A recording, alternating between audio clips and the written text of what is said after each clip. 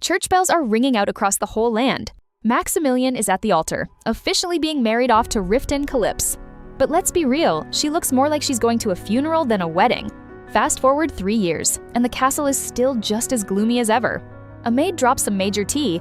Riften is finally coming back, but word is he wants a divorce so he can marry a princess instead.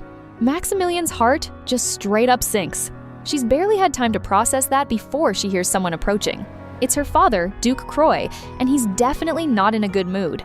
She flinches the second he walks in, already bracing for the worst. He immediately starts yelling at her for stuttering, calling it a disgusting habit. The Duke is on a total power trip, calling her useless while he rants about her husband.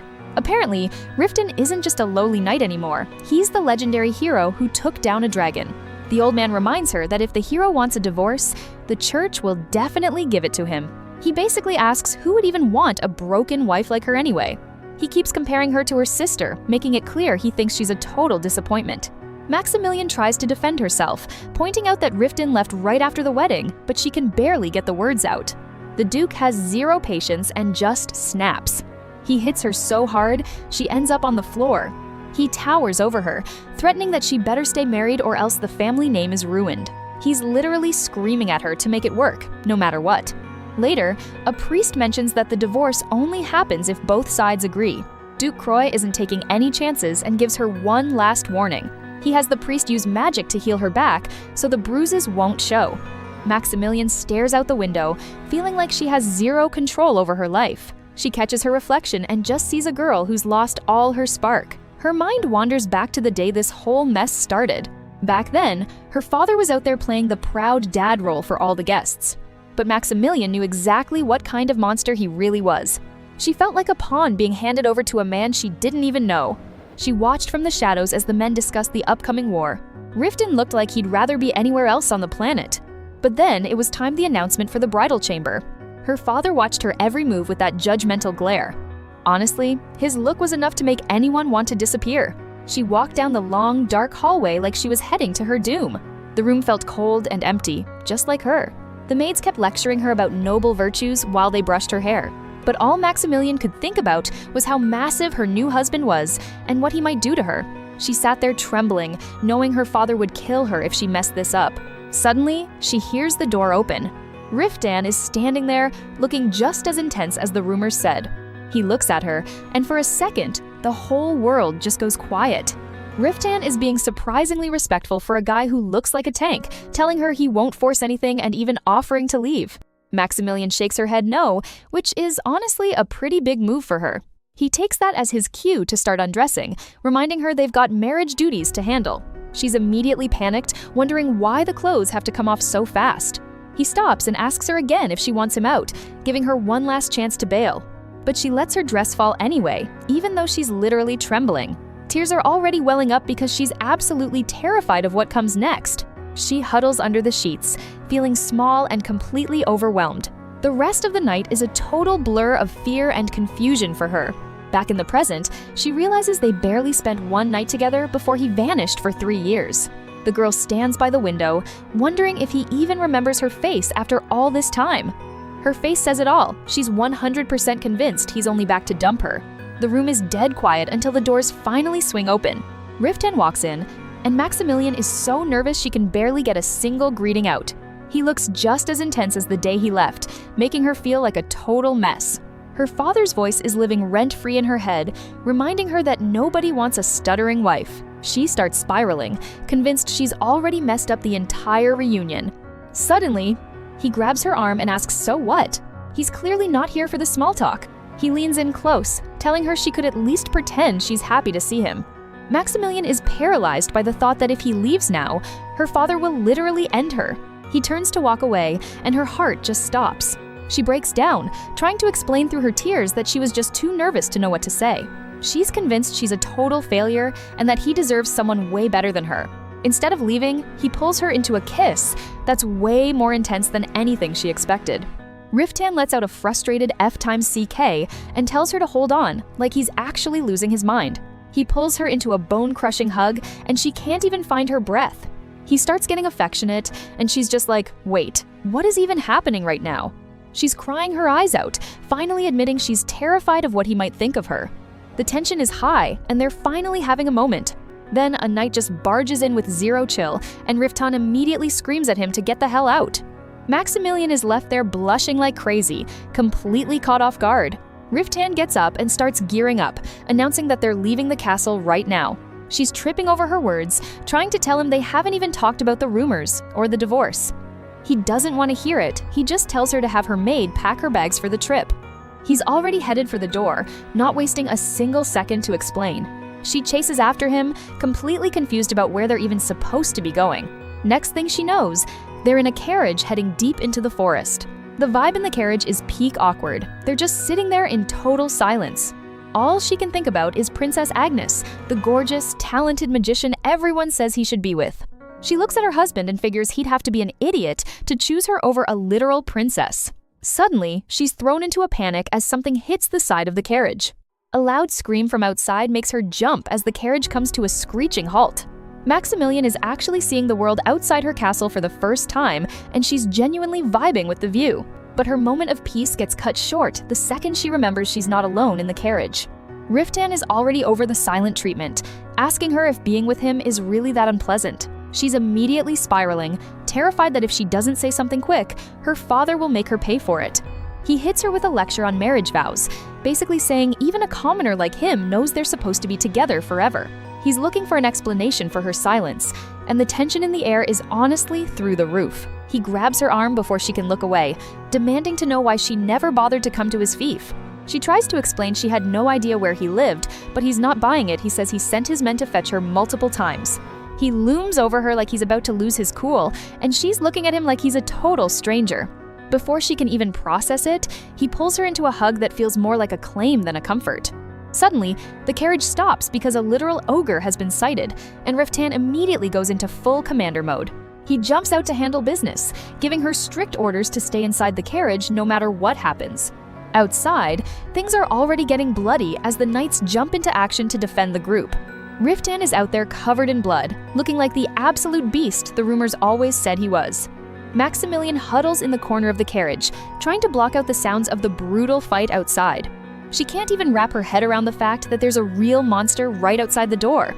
The carriage takes a massive hit, and she's thrown across the floor, completely defenseless. A young man with silver hair and tired eyes, that's Ruth Serbel, the group's resident mage, shouts at her to get back into the shielded area. A massive ogre foot comes crashing down, and for a second it looks like it's game over for everyone inside. She shuts her eyes tight, fully convinced that this is the moment she's going to die. But Riftan is still out there, literally carving his way through the mess to keep her safe. The stress finally wins, and Maximilian completely passes out right there on the carriage floor. Everything goes dark as muffled voices scream her name in the distance. Even in her dreams, she's haunted by the idea that she's just being punished for existing. Her mind drags her back to a memory of Duke Croy hitting her and calling her a useless stutterer. All she wants is for someone to actually care someone, to just call her name and hold her close. She remembers hugging a massive black dog as a kid, begging it not to leave her like everyone else. Her eyes snap open, and she's suddenly back in the land of the living. Riftan is sitting right there, looking like he hasn't slept in a week as he asks if she's finally awake. She sits up and tries to get her bearings, but her brain is still buffering from the shock. He explains that they had to stop because she fainted, and honestly, he sounds a little annoyed about being behind schedule. She immediately feels like a burden, which is pretty much her default setting at this point. He hands her a bowl of water, telling her to drink up because she won't stop breaking into cold sweats. She takes it, secretly relieved that he's not reaching for a cane like her father would have. She catches herself wondering if he's actually worried about her, even though she's convinced she's not worth the trouble. She stares at him for a moment, trying to figure out what's actually going on in that head of his. He notices her staring and asks if she's still feeling like garbage after the attack. She immediately retreats under the blankets, feeling completely exposed and vulnerable. Then she realizes the absolute worst thing: she's not wearing her own clothes anymore. He casually mentions she's wearing his tunic because her own clothes were a total lost cause. The realization that he actually wiped her down himself has her face heating up like a microwave. He's totally unfazed, telling her he threw her ripped underwear away like it was no big deal at all. Riftan serves up some barley bread and soup while it's still warm, then casually mentions he'll buy her a whole new wardrobe tomorrow. Maxie is out here struggling to eat because his mood swings are honestly giving her whiplash. He catches a vibe he doesn't like and asks her to clarify exactly what she's getting at. She finally drops the D word, telling him that if he's looking for a divorce, he should probably just do it now. Riften immediately loses it, asking if she was out here finding a replacement while he was busy not dying in a war. She's full-on crying now, explaining that everyone said he'd dump her for Princess Agnes Drakina Rubin the second he got back. He lets out a string of curses and pulls her into a hug so tight it's honestly a little aggressive. She's completely stunned by the sudden change in energy, barely able to process what's happening. He hoists her onto his lap like she weighs nothing, and the vibe shifts from angry to intense real quick. He kisses her face with a level of desperation that's honestly a lot for her to take in.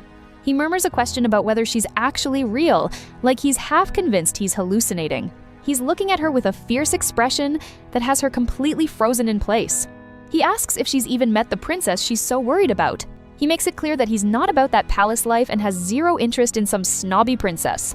He leans in close, suspecting that maybe she's the one who's actually looking for an excuse to leave. The proximity is doing things to her heart rate, and her face is basically a permanent shade of red.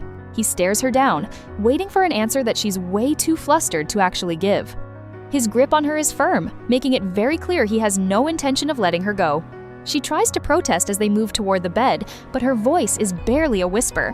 He stands over her, reminding her that his name is Riften, and he expects her to use it. Everything else stops as he pulls her into a kiss that's way more intense than anything she's ever known. For the first time in her life, she's dealing with an intensity that's both overwhelming and painful. He stops and looks at her, his expression softening just enough to ask if she actually wants him to stop.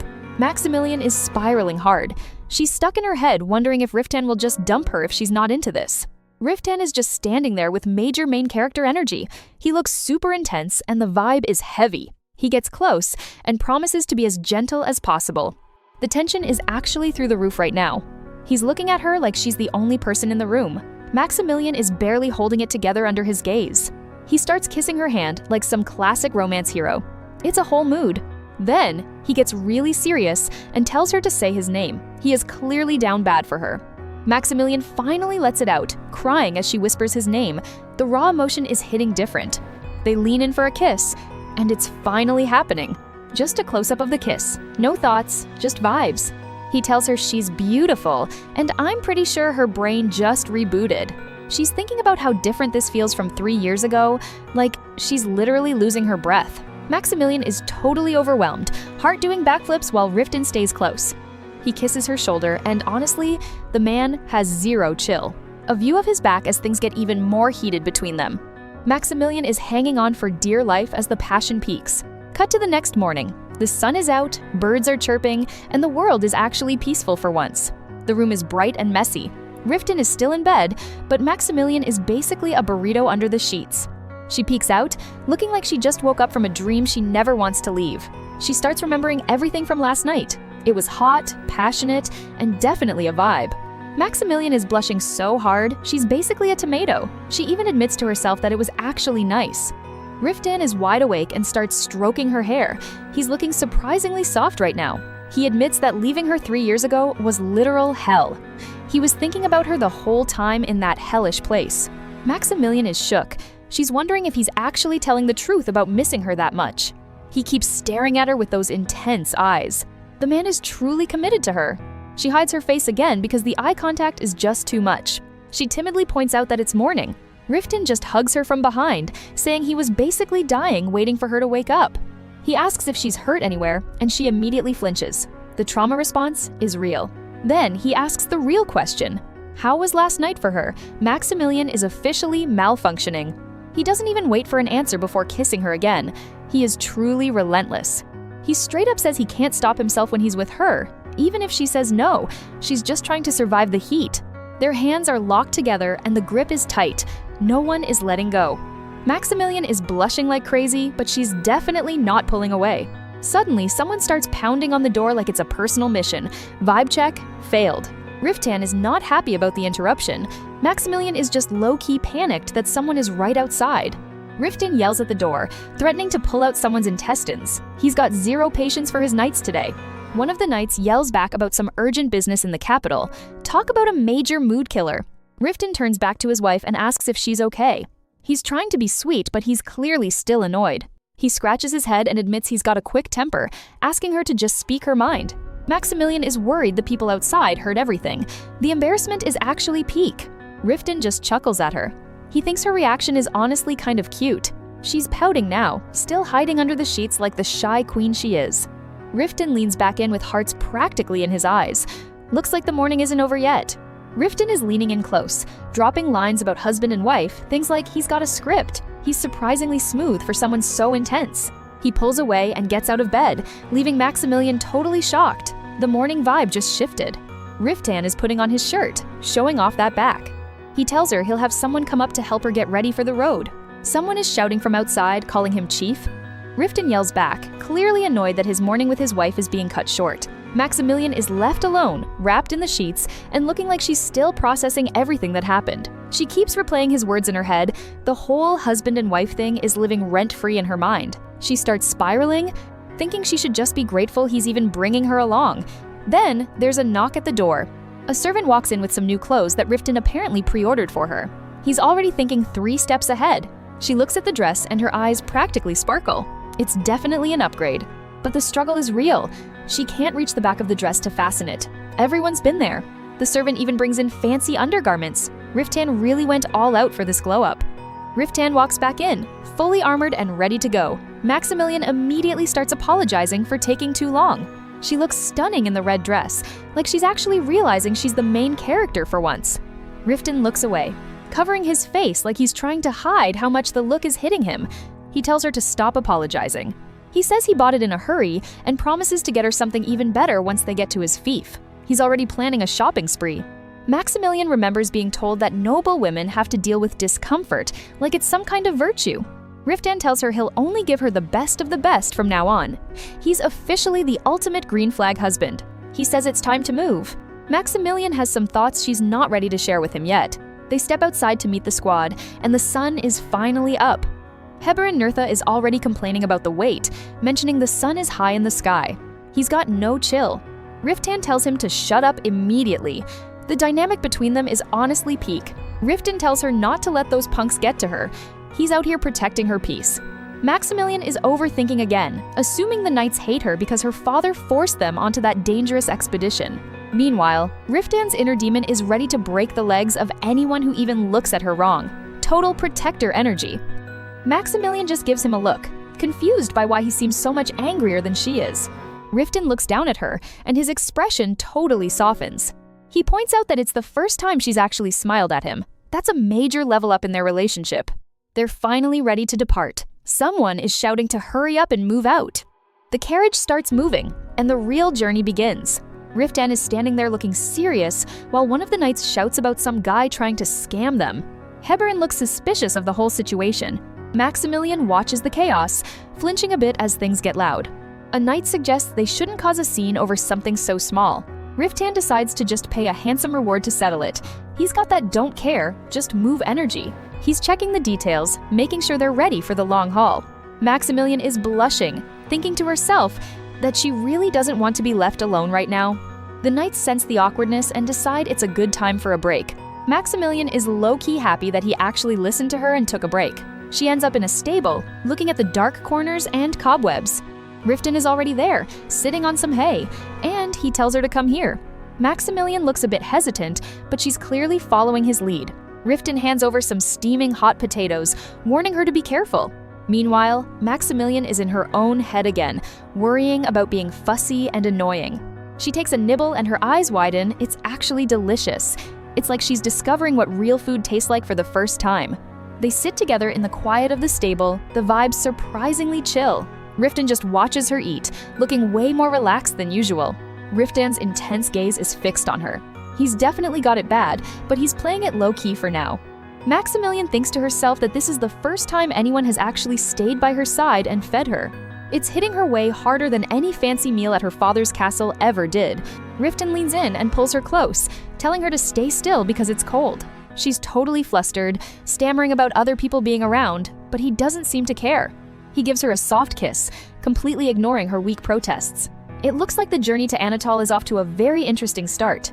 Riften is officially done with the chatter and tells Ruth to beat it so they can finally sleep. It's giving black cat versus white cat energy. but Ruth insists he's just there to look out for them. He presents a magic fire stone that's literally glowing with heat to keep the night chill away. While the rest of the squad is snoring like a fleet of chainsaws, Ruth explains his reasoning. He tells Maxie she looks pretty fragile and he'd rather give her a heater than deal with a sick patient. Maxie's never really had someone be low-key nice to her like this, and it's actually making her day. Riften just wants his personal space back and sends the magician packing with a sharp glare. She curls up with the stone, finally understanding why people pay top dollar for magic. She's out like a light, holding onto that warmth like her life depends on it. Morning rolls around, and the forest is looking surprisingly peaceful for once. Back in the carriage, the long journey is starting to take its toll on Maxie's energy levels. Riften is riding right outside, looking like he's carrying the weight of the world on his shoulders. She's keeping it low-key, just watching him through the window while he's not looking. He catches her staring for a split second, and the awkwardness is definitely real. He calls for a sudden halt because the horses, and probably the knights, need a breather. The knights start whispering about how the slow pace is ruining their schedule, and Maxie's anxiety peaks. Riften flings the carriage door open so fast, she almost loses her balance. He catches her before she hits the dirt, which is a total main character move. He asks if she's doing okay, but his tone is still as guarded as ever. He starts checking her leg for cramps, which is surprisingly thoughtful for a legendary warrior. She immediately starts apologizing for being a burden because her self-confidence is non-existent. Riften stops cold, looking like he can't believe she's actually serious right now. He drops his head, looking more stressed than he did during the dragon fight. Without another word, he just grabs her wrist and decides it's time to go. He leads her away from the carriage, clearly done with the whole sitting around vibe. He pulls her in close, and for a second, it feels like the whole world just stopped. He finally admits that being near her is actually painful for him because of how he feels. Maxie is left there buffering, completely blindsided by his honesty. He clarifies that he's not keeping his distance because he's mad, he's just struggling to stay chill. He tries to play it cool and points out where they're heading next to break the tension. Heber and Nertha can't help but tease the boss about his quick private meeting. Riften is not in the mood for jokes and tells everyone to get moving before he loses it. Maxie is still shook from the confession but manages a quiet response. He hoists her up onto his horse and tells her she can lean on him if things get bumpy. Her heart is going a mile a minute because this is the closest they've ever been. The moment is cut short when one of the scouts spots something suspicious in the trees. They start debating the schedule again, but Riften is already locking into combat mode. Maxie goes right back to worrying that she's the reason they're behind schedule. A knight reports that there are 5 werewolves waiting for them just up the trail. Heberin draws his steel, looking way too excited for a monster hunt. Riften tells Maxie to just close her eyes and trust that he's got everything under control. A massive shockwave ripples through the air as the first blow lands with a literal boom. Riften casually drops that there are actually 6 werewolves, not 5, like he's got literal combat vision hacks. Maxie is absolutely shook. The fact that a monster could just be lurking that close is actually terrifying. One clean slash later and the black werewolf is literally halved. Riften's combat stats are officially cracked. Gable explains that those werewolves have stealth maxed out, so they're basically invisible until the moment they strike. With the threat neutralized, the squad gets right back to the grind, galloping through the hills at full speed. They aren't wasting a single second. The horses are putting in that 110% effort to reach the destination before dark. Maxie is still riding with Riften, and even with all the chaos, she's starting to feel surprisingly safe in his arms. She's looking at him like he's the main character of a legend, which, to be fair, he basically is at this point. Suddenly, the trees clear, and there it is, Anatol Castle, looking like a total final boss, fortress perched on a cliff. The view from the top is absolutely peak. The entire estate is laid out like a dream below them. Riften explains that this is his home, Anatol, a place built by the toughest mercenaries and miners in the land. He low-key apologizes for the lack of crops, explaining that the rocky soil means they mostly just raise livestock to survive. He tells her she's safe now because those massive walls were built to handle anything the world throws at them. Ruth can't help but chime in, reminding everyone that even he's had a hard time breaking those defenses down. With a small smile, Riften gives the word to finally move in and head home for good. The Remdragon Knights flag catches the wind, and you just know this homecoming is going to be legendary. The Knights announce their arrival with their chests out, telling the guards to open the massive gates immediately. The doors groan open, revealing the heart of a territory that's been waiting for its lord to return for years. The townspeople aren't just polite, they're actually screaming their lungs out for Rossum Wigru de Calypse. Maxi is stunned. She's never seen people actually look happy to see their ruler before. The vibe is just completely different from the cold, fearful atmosphere of her father's estate. Everyone is out in the streets, and it's giving major festival energy just for his return. Heberin is laughing it up, clearly loving the hype, while Maxi just tries to process the sensory overload. She catches sight of the celebration, and for the first time, home doesn't feel like a scary word. As they ride through the inner gates, the castle looks even more magnificent than it did from a distance. Rodrigo Sarek, a dignified butler with a gray mustache, welcomes them back safely alongside the maids. Rodrigo is definitely curious about the new guest, and Riften makes it official she's his wife. Maxi tries to introduce herself, but her stutter is doing overtime since she's so overwhelmed by the situation. They finally step inside the castle, and the scale of the place is actually mind-blowing to her. Riften isn't having the best first impression of his own house, complaining that it looks way too skinny. He's actually getting heated, asking why the place isn't decorated like he specifically ordered before he left. Rodrigo is sweating bullets, explaining that they didn't want to spend too much gold without his direct approval. He tries to defend the renovations, mentioning they did their best with the furniture and the beds as commanded. The atmosphere gets so heavy that Maxi feels like she's literally going to suffocate from the tension. She's clutching onto his cape for dear life, terrified that a fight is about to break out. Riften catches her expression and immediately shifts gears, realizing he's scaring the one person he wants to protect. Maxi just wants the ground to swallow her whole, whispering that she just wants to lie down and rest somewhere quiet. Riften tells her to stay still, and his voice has that authoritative, don't argue with me edge to it. He just picks her up like it's nothing, ignoring her protests that she can actually walk on her own. He carries her straight into the bedroom, where a massive fur rug makes the bed look like a total cloud. Even with the fancy rug, Riften looks at his room and sees nothing but a shabby mess. He's literally facepalming because he thinks his castle is a barn compared to the luxury her father has. Riften is literally facepalming because he thinks his castle is a barn compared to the luxury her father has. Maxi is so overwhelmed she's practically buffering, trying to find a way to apologize for her father's attitude. She's staring at the ground, feeling like a total burden for even occupying space in his home. Riften pulls a total main character move, telling her he's got enough gold to buy whatever she wants to redecorate. He's even suggesting she hire a whole squad of craftsmen so the redecorating isn't a massive chore for her. Maxi is spiraling internally, convinced there's no way she can actually handle being the hostess of a place like this. She's barely even listening, just stuck on the fact that she has no idea what Riften actually thinks of her. He reaches out to touch her face, and the atmosphere in the room goes from 0 to 100 instantly. Maxi is caught in the headlights, staring at him while her heart is probably doing laps in her chest. Riften gives her that look half smirk, half determination, promising to make the place as cozy as possible for them. Suddenly, the room feels way too small, and Maxi is basically frozen solid under the weight of his presence. She manages to stutter out that she wants a bath, probably just to escape the sheer amount of eye contact. Riften tells her he'll have the maids prep it, but the way he's looking at her says he's not done yet. Then he just starts shedding his armor like it's casual Friday, and Maxi is staring at his abs like they're a miracle. He gives her a look that's pure, I know exactly what I'm doing, while Maxi tries not to short circuit.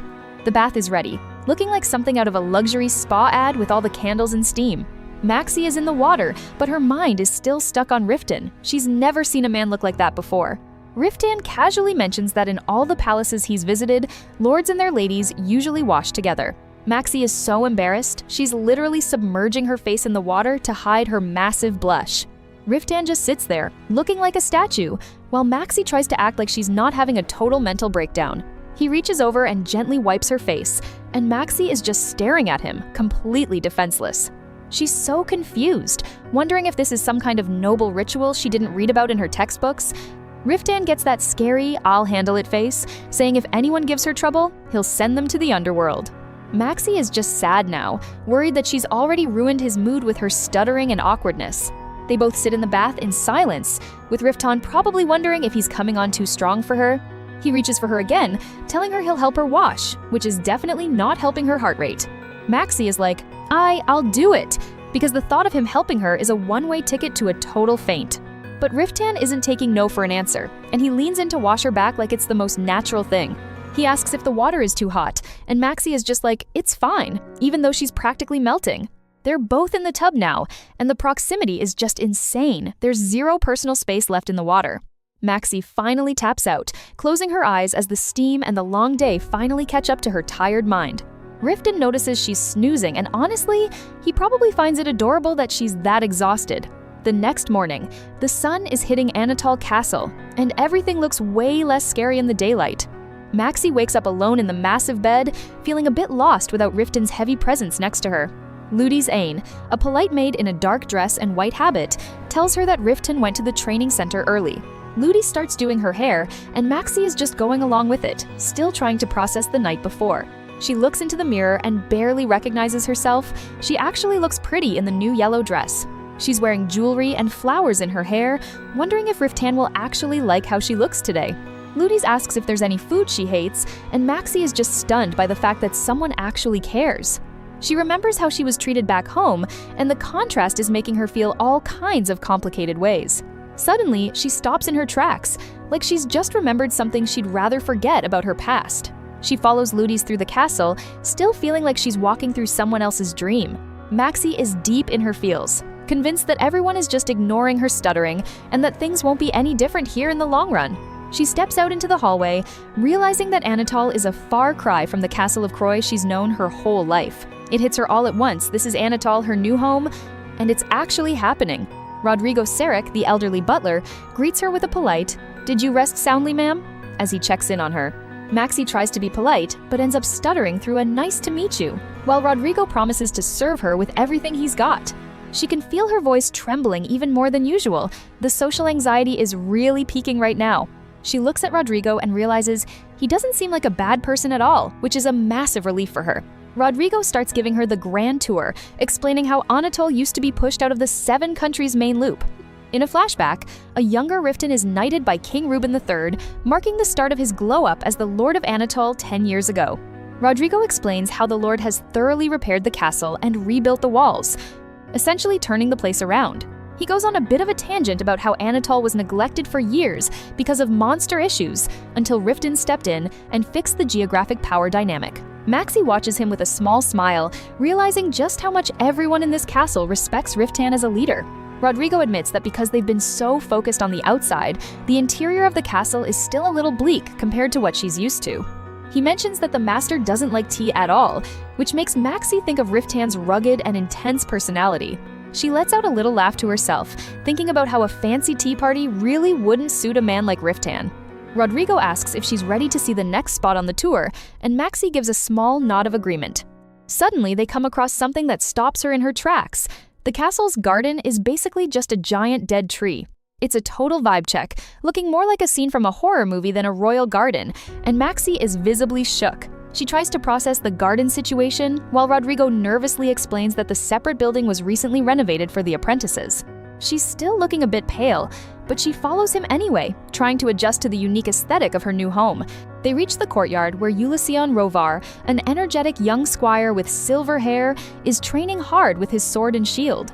Maxie watches from the balcony as the sounds of training fill the air, and she spots Riften nearby, watching his men work. Rodrigo suggests they head down to join them, and Maxie is already starting to feel that familiar nervous energy bubbling up. Riften reaches out and takes her hand with a firm. Maxie's eyes widen in surprise as she realizes someone's right behind her. It's a look of pure shock, like she's been caught doing something she shouldn't. Riften leans in close, his expression surprisingly soft as he catches her off guard. He asks why she was planning to head off without even giving him a proper greeting. Maxie struggles to find her words, her face flushing as she stammers through an apology. She admits she saw him busy with the butler and didn't want to get in his way. Riften assures her that she's never a bother, but the guys watching from below aren't so sure. They're practically cringing at the awkward romantic energy radiating off the balcony. He gestures for her to follow, telling her he'll be the one to show her around today. Maxie trails behind him, trying to keep her composure as they walk through the castle halls. Her mind keeps drifting back to the night before, and the heat in her cheeks only intensifies. The memory of them together in bed is so vivid, she can practically feel her face steaming. Riften stops and looks back, noticing her bright red face.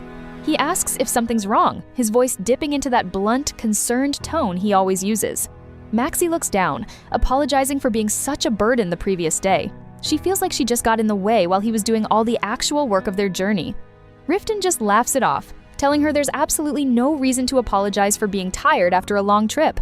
He seems genuinely amused by her worry, but Maxie still can't help feeling guilty. He turns and tells her to keep moving, dismissing her concerns with a quick wave of his hand. Maxie watches him walk away, still trying to wrap her head around how casually he's treating everything. They head up to the castle walls, where the wind blows through the stone battlements. Riften points out the perimeter, explaining the various defenses they have in place. His eyes sharpen as he looks out over his lands, full of confidence. He promises her that as long as he's here, no enemy will ever be able to set foot inside these walls. Maxie's attention is caught by a tall, isolated tower in the distance. She points it out, her curiosity finally getting the better of her silence. Riften explains that the tower belongs to Ruth Serbal, the castle's resident mage. He chose that spot because being closer to the mountains makes it easier for him to practice his magic. He warns her to stay away from that area, mentioning that Ruth's bizarre magic circles tend to cause all sorts of random trouble. Maxie's eyes light up at the mention of magic, clearly intrigued rather than scared. Riften catches her expression and immediately worries that he's boring her. He admits he's never been good at talking to women, which only makes Maxie more flustered as she tries to reassure him. The castle looms against the night sky, a stark contrast to the lively atmosphere within. It's a reminder of how much her world has changed in such a short time. Maxie flashes back to the first time she saw Riften at her father's castle. Everyone was whispering about how impressive and cool he looked, and she was no exception. The memories of their night together are still fresh, and she can't help but notice the faint marks on his skin. It's a visceral reminder of the intimacy they shared, making her heart skip a beat. She grips her dress tightly, the fabric bunching up under her fingers as she tries to hide her embarrassment. The physical reality of being his wife is still something she's trying to process. Riften notices the way she's tensing up and asks why she's frowning all of a sudden. He reaches out, his touch gentle but firm as he tries to read her expression. Maxie quickly makes up an excuse, claiming the wind is just a little bit too cold for her. She's desperately trying to hide the fact that her mind is racing with thoughts of him. Her heart is pounding so hard she's sure he can hear it through her chest. Every time he gets this close, her body reacts before her mind can even catch up. Riften pulls her closer, telling her she should have worn something warmer if she was going to be out here. He doesn't seem to realize how much his proximity is affecting her. He leans down, his voice low and serious as he promises to bring a seamstress to the castle. He tells her he'll buy her hundreds of new dresses, whatever she wants. Maxie is left breathless by his sudden generosity, her face turning a deep shade of pink. She thinks to herself that he might be the most playful, unpredictable man she's ever met. Riften looks her straight in the eye, making it clear that he's not just making empty promises. He's completely serious about wanting her to have the best of everything. Maxie is stunned into silence, her eyes wide as she looks up at him. She's never had anyone treat her with this kind of intense, focused attention before.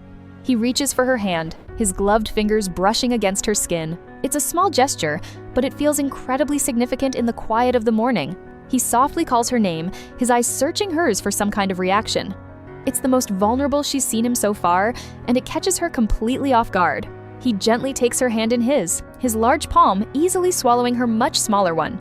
The contrast between them is striking, yet there's a strange sense of comfort in the hold. The sky above is a brilliant, clear blue, the sun shining down on the castle grounds. It feels like the start of something completely new, a world away from her old life. Later, Maxie sits alone in a grand room, the fire crackling in the hearth beside her. She wonders if Riften is still working, worrying that he must be exhausted after being up since dawn. She can't help but feel a twinge of longing as she thinks about him. He told her he had to go to the training grounds, but that he'd see her at the feast later tonight. A maid approaches, interrupting her thoughts with a polite greeting. This is Ludi's Ain, a woman with a gentle face and a steady presence who's been assigned to look after her. Maxie takes a sip of a warm drink, feeling the heat spread through her chest. It's a small comfort, but in this unfamiliar castle, she's grateful for every bit of kindness she can find. Ludis takes Maxie's hands in hers, her expression full of genuine warmth. She promises to take the best possible care of her from now on, her voice soft and reassuring. The maid asks if she'd like to get redressed for the upcoming feast with the knights. Maxie is a bit surprised by the suggestion, her mind still catching up to the idea of being a lady of the house. Night falls over the castle, the full moon hanging high in a star-studded sky. The quiet of the evening is settled, but there's a sense of anticipation building for the night's events. Maxie stands in her new attire, a beautiful golden shawl draped over her shoulders. She looks at her reflection, tentatively asking if she looks okay for the feast. Rodrigo Sarek, the castle butler, gives her a respectful bow as he enters the room. He's a dignified older man with a neat mustache, and he tells her she looks truly beautiful tonight.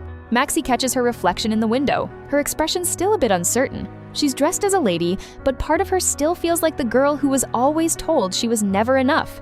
Maxie stares at her reflection, the weight of the emerald earrings pulling at her ears. She can't help but feel like a fraud, thinking these expensive things don't suit someone like her. Her eyes trail over the intricate patterns of her fancy dress and the sparkling gems. It's hard to wrap her head around why such beautiful adornments are even here, let alone for her to wear. Rodrigo Sarek leads her through the dark hallways, stopping just outside a large set of wooden doors. He lets out a small sigh, noting that the festivities have already kicked off without them. Maxie takes a deep, shaky breath, trying to steady her nerves before stepping into the spotlight. The anxiety is practically radiating off her as she prepares to face a room full of strangers. The heavy doors swing open with a loud creak, revealing a warm, golden glow from within. It's a literal threshold into a world she's never been part of. Her eyes go wide, taking in the sheer scale of the scene before her. For a second, everything else just fades into the background as she processes the noise and light. The banquet hall is an absolute chaos of sound knights shouting, laughing, and clinking their heavy mugs together. It's a far cry from the stifling, quiet dinners she's used to at home. Suddenly, a voice cuts through the din, calling out her name. Riftan spotted her from across the room, and the sudden focus makes her heart skip a beat. He's sitting at the head table, looking much more relaxed than usual in just a simple white shirt. He beckons her over, his gaze fixed on her as she navigates the crowded floor. As she approaches, the rowdy hall suddenly drops into a stunned silence. Every single head turns to watch the new lady of the castle walk toward her husband. Riftan stands and officially introduces her to the room, his voice carrying clearly over the silence. Maxie stands there, feeling every single pair of eyes on her as he calls her his wife. His expression shifts into something much more intense, a silent warning to the men gathered there. He makes it very clear that he expects everyone to treat her with the utmost courtesy and respect. One of the knights reaches out, his large hand gently squeezing hers in a formal greeting. He tells her it's a pleasure to meet her, though his presence is a bit overwhelming for someone so shy. Maxie looks like she's about to bolt, her face turning a deep shade of red as she stammers through the introductions. Internally, she's screaming about how uncomfortable this whole situation is. A plate of perfectly roasted lamb is set before her, looking absolutely delicious and expensive. But Riftan notices she hasn't even touched it yet, prompting him to ask why she isn't eating.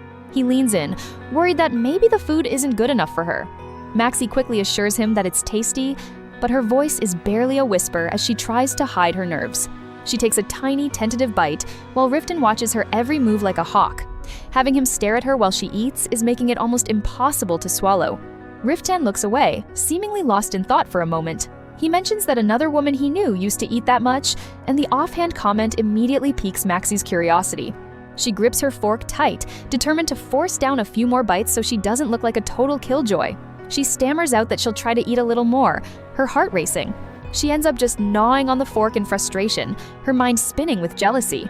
She can't help but wonder who this other woman is and what she meant to him. Riftan continues to encourage her to eat, his tone almost motherly in a weird way. He starts talking about his time at the Dragon's Nest, explaining that the victory was more about magic than actual skill. Maxie looks around the room, amazed at how well everyone seems to get along. It's so different from the tense atmosphere of her father's house, and she wonders if this is how things always are here. A soft smile touches her lips as she realizes how lively and genuine the laughter around her is. For the first time, the noise doesn't feel threatening, it feels like life. Suddenly, she feels a gentle tap on her arm, pulling her back to the present. Someone's trying to get her attention in the middle of all the excitement. She blinks, looking up with a start as the realization hits her. The sudden touch has her completely wide-eyed and flustered. She looks over at Riftan, who's leaning on his hand and watching her with an unreadable expression. She softly calls out his name, wondering what's on his mind. The two of them share a quiet moment amidst the roar of the banquet hall. It's like they're in their own little bubble, completely separate from the chaos around them. Her heart starts doing that familiar bump as he leans in closer. The sheer intensity of his gaze is enough to make her whole body feel like it's on fire. Her fingers start fiddling with her necklace, the metal clicking softly as she tries to find something to do with her hands. It's a nervous habit she just can't seem to shake. Riftan watches her fidget, his own expression hardening into something more serious. He seems to be weighing his words carefully before he speaks again. She clutches the emerald pendant against her chest, the cool stone, a sharp contrast to her burning skin. The tension between them is becoming almost palpable. Maxie looks down, her face bright red as she tries to process everything he's saying. It's all a bit too much for her to take in at once. She closes her eyes, her face practically glowing with embarrassment as she whispers his name. The physical reaction she has to him is getting harder and harder to hide. Suddenly, the atmosphere shifts as a hand slams down on the table with a loud thud. The sudden movement breaks the spell, drawing everyone's attention back to the reality of the room. One of the knights laughs, joking about how the lady of the castle seems to have gotten a bit tipsy. The comment sends a ripple of amusement through the rest of the men. Riften doesn't miss a beat, standing up and announcing that they'll be heading out for the night. He's clearly done with the public festivities and wants some privacy. He pushes himself up from the table, his movements sharp and decisive. There's no arguing with him when he gets that look in his eye. He reaches out and firmly grabs her hand, his touch leaving no room for hesitation. He's taking charge of the situation, just like he always does. Maxie can only think about how incredibly embarrassing this whole exit is. She can practically feel the eyes of every knight in the room on her back as they leave. He leads her out of the hall, his stride long and confident, while she struggles to keep up. The sparkle of the jewelry and the grandeur of the dress feel like a blur as they move. Riften tosses a final, blunt comment back over his shoulder at his men. He tells them if they have time to talk nonsense, they should just stick to their drinking. As they disappear into the shadows of the hallway, only the flickering candlelight remains. The echoes of her startled gasps are the last thing heard before the doors shut. Riften presses Maxie against the stone wall of the corridor, his kiss sudden and intense. He's completely lost in the moment, ignoring the cold masonry behind her as he holds her close. Maxie's eyes flutter shut, her face flushed as she melts into the embrace. Small gasps of breath escape her, the heat of the moment overwhelming her usual shyness. Riften pulls back just enough to look her in the eye, his gaze dark and full of a quiet hunger. He confesses that he's been fighting the urge to do this all day, especially after seeing her surrounded by other men at the feast. He doesn't wait for a response before capturing her lips again in another deep kiss. His hand cradles her jaw, anchoring her as the world around them seems to disappear. The dimly lit hallway is silent, save for the soft sounds of their breathing and the occasional crackle of a nearby torch. They stand tucked away in the shadows, a private world between husband and wife. A stray lock of Maxie's vibrant red hair falls over her shoulder, glowing faintly in the low light. The intricate braid has started to come loose from the intensity of their encounter. Maxie looks down, her stutter returning as she tries to find the right words. She's completely flustered by his boldness, barely able to form a coherent sentence about their current location. Riften pulls her into a tight hug from behind, burying his face in the crook of her neck. He murmurs about how long he's been waiting to hold her like this, his voice low and thick with genuine longing. Without warning, he scoops her up into his arms, carrying her like she weighs nothing at all. Maxie lets out a small squeak of surprise, her hands reflexively clutching at his shoulders for balance. He kicks open the heavy wooden doors to their bedchamber with a resounding bang that echoes through the room. The space is warm and inviting, illuminated by the soft glow of a dying fire. He drops her onto the large, plush bed with a soft thump, the heavy blankets cushioning her fall. Maxie stares up at him, her heart hammering against her ribs like a trapped bird. Riften looms over her, a playful but determined smirk tugging at the corners of his mouth. He asks if she plans on falling asleep on him again, his tone suggesting he has no intention of letting that happen. He begins to pull his white shirt over his head, his movements fluid and practiced. The action reveals the lean, powerful muscles of his torso, honed by years of combat and training. As he tosses the garment aside, the flickering firelight dances across the scars on his broad back. He moves with a predator's grace, his focus entirely on the woman waiting for him.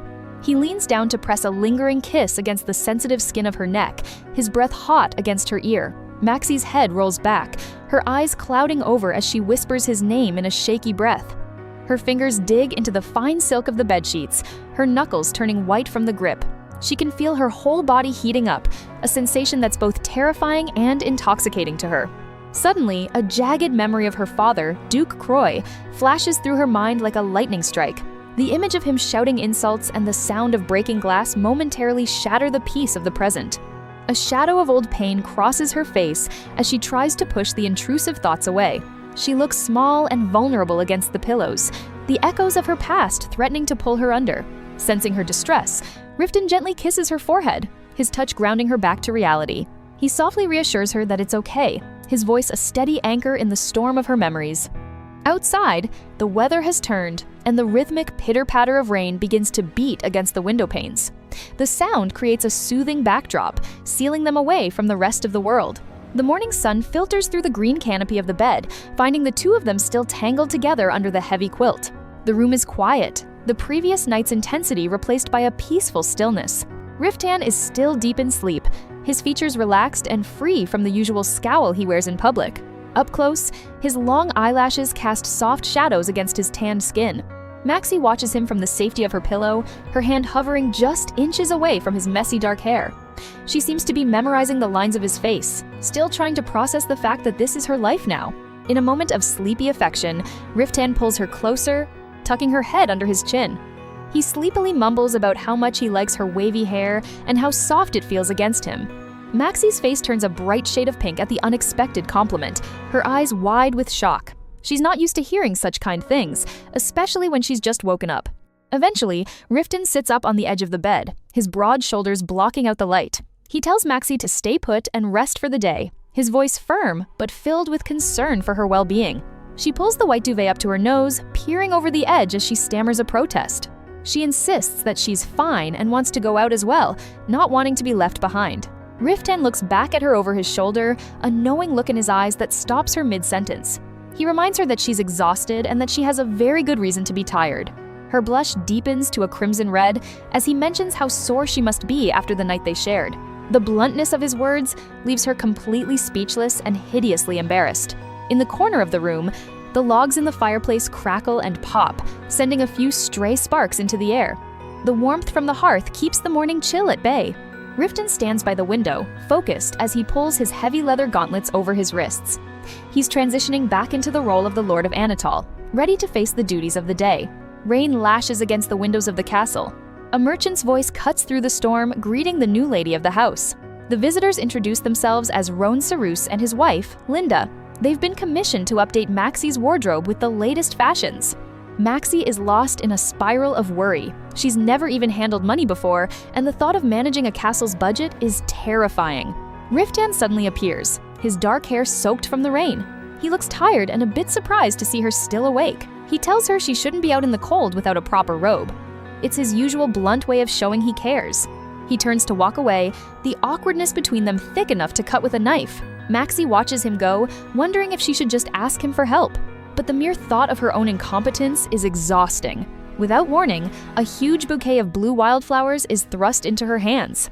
Riftan looks away, his face dusting with a rare blush. He found them in a meadow on his way back and thought they looked nice.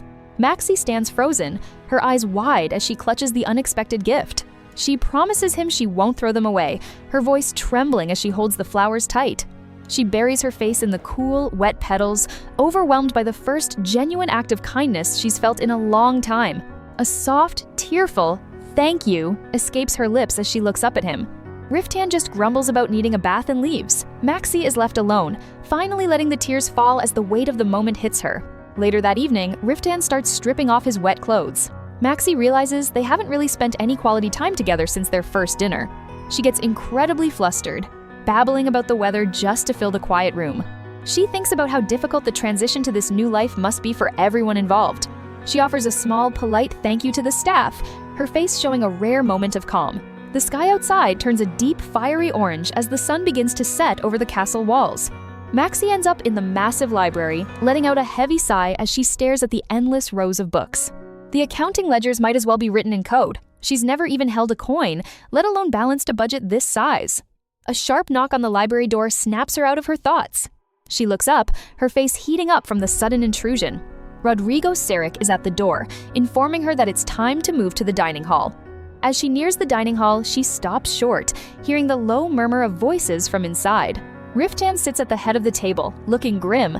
He announces to his men that they'll be heading to the capital in just 3 days. Uslan Rishido speaks up, reminding the group that they need to show proper respect to the king. Riftan explains that he's already sent word ahead to the capital, hoping the king will understand the delay.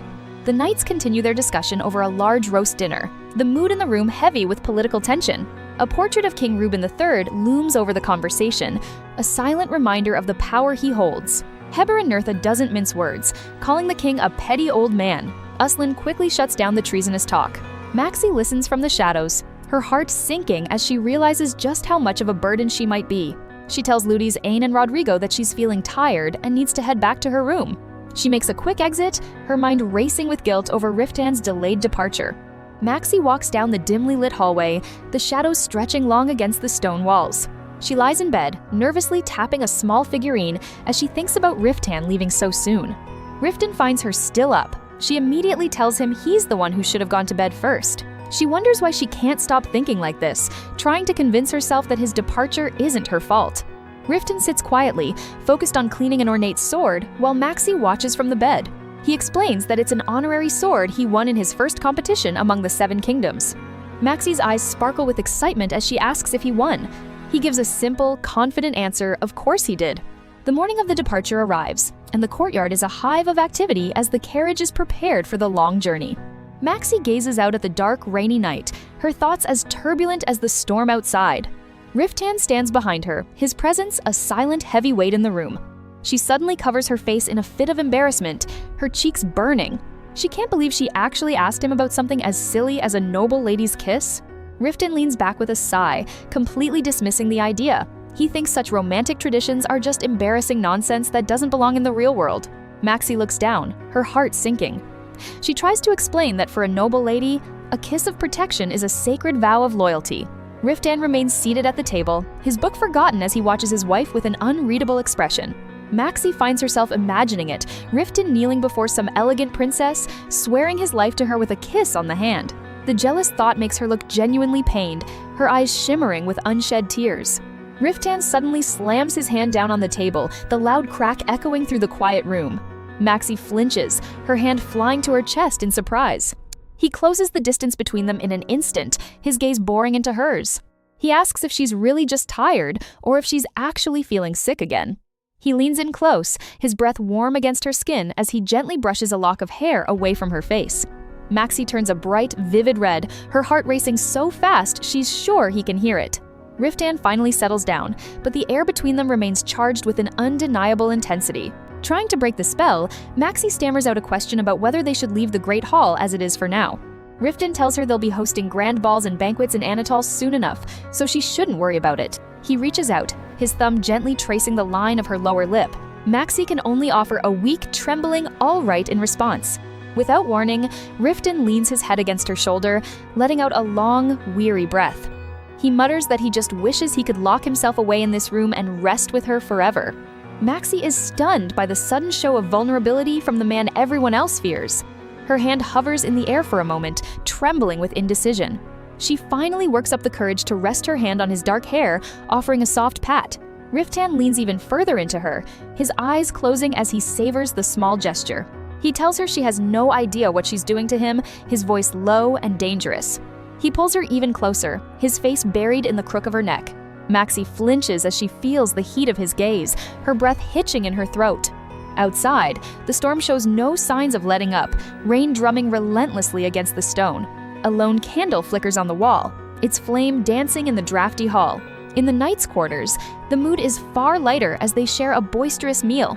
Heber and Nertha laughs, wondering if their captain is even human given his monstrous strength. Uslan Rashido warns him that if he keeps talking like that, he'll be dead meat if Riftan catches wind of it. The conversation shifts, and the knights realize they don't actually know much about Riftan's past. Ruth Serbal, the castle mage, mentions that he's known Riftan since the man was only 16 years old. The table goes silent in shock. They can't picture their formidable captain as a 16-year-old kid. Ruth recalls a memory of young Riftan standing alone in a downpour, his sword at the ready. He remembers him standing over the corpse of a massive beast, his cloak soaked in blood and rain. Riftan was even more reckless and merciless back then, fighting as if he had absolutely nothing to lose. Heberin notes that they've barely seen the captain around at all these past few days. The word from the servants is that he's spent almost all his time locked away in his bedroom with his new wife. Ruth snaps at them to stop the gossip and finish their meal so they can finally leave for their mission. Water drips from the wooden tub, pooling on the ornate rug below as the steam slowly dissipates. Riftan holds Maxie close, his muscular frame dwarfing hers as he wraps her in a thick white towel. He gazes down at her with a trace of a smile, asking softly if she's in pain after their night together. He holds up a silver chalice filled with dark wine, urging her to take a sip to steady herself. Maxie reaches for the cup, her face flushed as she stammers that she's capable of drinking on her own. Riften doesn't let go, insisting she stay still since she's clearly exhausted from his attention. Maxie looks away, her heart heavy with the worry that she's already becoming a burden. She imagines the castle servants whispering behind her back, labeling their new mistress as lazy and frail. A bowl of fresh green grapes sits untouched on the bedside table, shimmering in the candlelight. Riften leans in, his breath warm against her hair as he pulls her back against his bare chest. Flustered, Maxie suggests they should send for some medicine if he's worried about her health. Riften's expression hardens with a sudden, intense hunger, calling her a dangerous creature for making him want to stay. He nuzzles into the crook of her neck, his lips grazing her skin. A soft sound escapes him as he loses himself in the scent of her hair. He whispers that she has no idea what she's doing to him, his voice thick with suppressed emotion. Without warning, he bites down gently on her shoulder, leaving a mark that claims her as his own. Their fingers intertwine, hands clutching at the sheets as the world outside their bed ceases to exist. The grand canopy bed stands silent in the dimly lit room, the heavy green curtains partially drawn. The next morning, a vibrant blue butterfly flutters near a gnarled tree branch outside the castle window. The bright morning sun filters into the room, where Maxie lies buried beneath the heavy white linens. She slowly wakes, brushing her tangled red hair from her eyes as the reality of the day sets in. Panicked, she looks around the empty room, wondering if Riften has already left without a word. Outside in the courtyard, the castle is a hive of activity as servants load heavy crates onto the wagons. Maxie, now dressed in a fine green gown with gold embroidery, watches the bustle with a sense of dread. She rushes down the stone staircase, her dress billowing behind her as she searches for her husband. She finds him in the center of the courtyard, his silver armor polished to a mirror shine beneath his blue cloak. Riften stands before his line of knights, his voice echoing as he declares that they all deserve equal recognition for the coming battle. Maxie stops at the edge of the pillars, peeking out timidly as she watches him lead his men. Her slippers halt on the dusty ground as she hesitates, unsure of how to approach the formidable commander. She looks down, wondering if she would only be an unwelcome distraction in his final moments at home. Riften turns, his sharp gaze finding her immediately despite the distance. Blushing, she manages to tell him that Rodrigo has finished preparing the final meal for the journey. Riften steps toward her, his heavy armor clanking with every movement as he looms over her. He smirks at her flustered state, reminding her in a low voice how sore she was just a few hours ago. Maxie can only offer a weak protest as she turns a bright shade of crimson. Riften's gauntleted hand reaches out, his fingers surprisingly gentle as they cup her face. He pulls her into a sudden, crushing embrace, his head resting against hers. He admits quietly that he truly doesn't want to leave her side, his usual stoicism crumbling for a moment. Maxie places her hand on the cold steel of his chest plate, urging him to hang in there and return to her. Riften mounts his massive black warhorse, his cloak snapping in the wind as he promises he'll be back soon. Maxie watches him from the ground, her voice trembling as she tells him to be safe on the road. He leans down from his saddle, his eyes fixed on her one last time before the gates of the castle swing open. Riften looks down from his horse at Maxie, his hand resting on the pommel of his saddle. He offers a small, rare smile and promises that he will be back soon. Maxie gazes up at him, her cheeks flushed as she softly vows to be waiting for his return. The heavy gates groan as they open, and the horse's hooves thunder across the wooden drawbridge.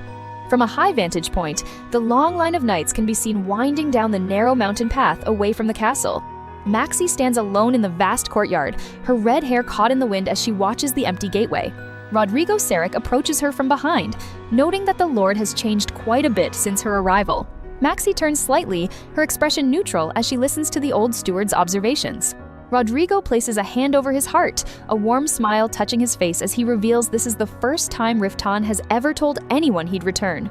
Maxie stands frozen, her eyes wide with shock as the weight of his words sinks in. Dark thoughts begin to cloud her mind, questioning if she truly deserves such kindness when she feels she has done nothing for him. She imagines the silhouettes of the servants whispering in the shadows, convinced they all see her as useless. Overwhelmed by self-doubt, Maxie bows her head, her fingers trembling as she grips her skirts. Her knuckles turn white as she squeezes the green fabric of her gown, her breath hitching in her throat. The memory of Duke Croix's stern, judgmental face flashes in her mind, a cold reminder of the treatment she's come to expect. She stands trembling in the darkness, the pressure of her new life and the fear of failure becoming a physical weight. The moon hangs low in the star-studded sky over the silent towers of the castle. Inside the master bedroom, the heavy green curtains of the canopy bed are drawn as the maids tend to their ailing mistress. Maxie lies in bed, her skin pale and slick with sweat as she pants through the fever brought on by her intense anxiety. A servant's silhouette looms nearby, her voice warm and concerned as she tells Maxie not to worry. Tears stream down Maxie's face as she clenches her eyes shut, the warmth of the servant's kindness only highlighting the pain of her own insecurities. The horses' hooves thunder against the forest floor as the group gallops through the dead of night. They push their mounts to the limit, a line of shadows moving swiftly under the canopy of trees. Suddenly, a massive beast with glowing red eyes lunges from the dark, its jaws snapping as it ambushes the travelers. It's a werewolf, lean and hungry, leaping with terrifying speed toward its prey. A series of silver arcs cut through the black air as the knights react with practiced precision. Their blades slice through the beast's thick hide, turning its aggressive lunge into a fatal mistake. The creature falls with a final choked whimper, left behind in the dirt. The knights don't even slow down, their silhouettes disappearing further into the forest as the sound of galloping hooves fades. Elliot wipes a smear of monster blood from his cheek, his expression weary as he questions why the road to the capital is so infested. He casts a doubtful glance toward the path ahead, wondering if this shortcut was worth the trouble. Gable offers a lopsided, tired smile, despite the blood splattered across his plate armor. He admits that while he usually enjoys a bit of road sweeping, this particular trip is starting to feel like a chore. Uslan Rachido rides beside them looking suspiciously pristine, his golden hair not even out of place. His comrades can't help but notice how he manages to look perfectly neat, even after a bloody skirmish. At the head of the group, Riften Calyps remains silent, his broad back turned to his men. He keeps his gaze fixed on the horizon, his focus entirely on the mission at hand. Riftan's eyes are sharp and uncompromising, reflecting the harsh reality of their journey. He has no room for hesitation, his mind already miles ahead at their destination. A stern warning rings out to the troop. Those who can't keep up will be left to fend for themselves. There's no time for laggards when the safety of the realm is on the line. With a sharp command, Riften spurs his massive black horse forward, leading the charge. He rides with a fierce intensity, a man driven by duty and the need to return home. Back at the castle, Ludi's Ain helps Maximilian into her heavy shawl, voicing her concern about her health. Maxie insists she's fine, though she's only just recovered from a fever that kept her bedridden for 2 days. Maxie pauses by the balcony, her attention caught by the lively sounds coming from the courtyard below. Something about the scene outside makes her stop and watch with a soft, curious expression.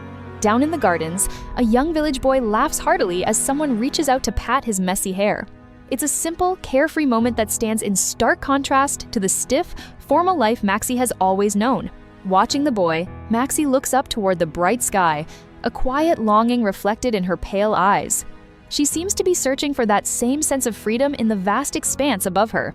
She reaches her hand out toward the warmth of the sun, her fingers splayed against the light. For a brief second, she looks as though she's trying to touch the very essence of that brightness. Suddenly, a wave of dizziness hits her, and her vision begins to swim. She clutches her forehead as her face goes pale, her body swaying dangerously. With a weak groan, Maxie collapses to the stone floor, her strength finally giving out. Ludis cries out in panic, rushing toward the lady as she sinks into a heap. Shaking and fragile, Maxie huddles on the ground, the cold of the castle walls seeping into her skin. The weight of her new responsibilities feels like it's crushing her. In her semi-conscious state, she remembers Riftan's steady gaze and the way he looked at her. He had promised that this castle, despite its size and strangeness, was now her true home. The memory of his rare, faint smile before he left lingers in her mind. His promise to return soon becomes the anchor she clings to as she struggles to regain her composure. Maxie clenches the fabric over her chest, her fingers trembling as she tries to find her resolve. She refuses to be the useless, broken thing her father always said she was.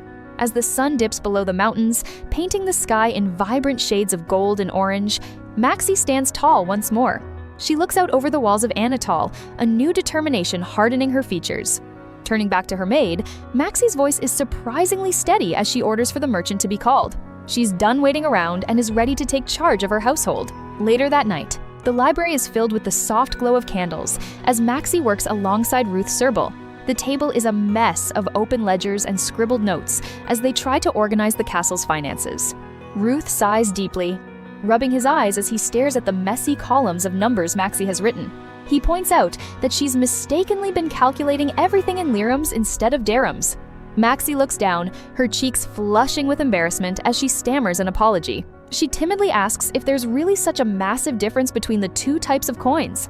The mage bluntly tells her that at this rate, Riften will be bankrupt before the month is out. He jokes that the Lord would have to go out and slay another dragon just to cover her math errors. Ruth holds up a sheet of parchment, looking thoroughly unimpressed by her explanation. Maxie tries to explain that she's simply never had to manage a ledger before, her voice small and shaky.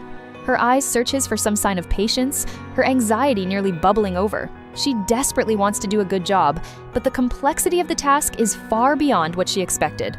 Maxie leans over the desk, her face set in a look of intense concentration as she tries to absorb Ruth's blunt feedback. She won't let his cynicism stop her from learning how to properly run her home. Exhausted but determined, Maxie finally leaves the library, letting out a heavy sigh as she heads down the stairs. The weight of the world feels slightly lighter now that she has a plan, with construction set to begin the following morning.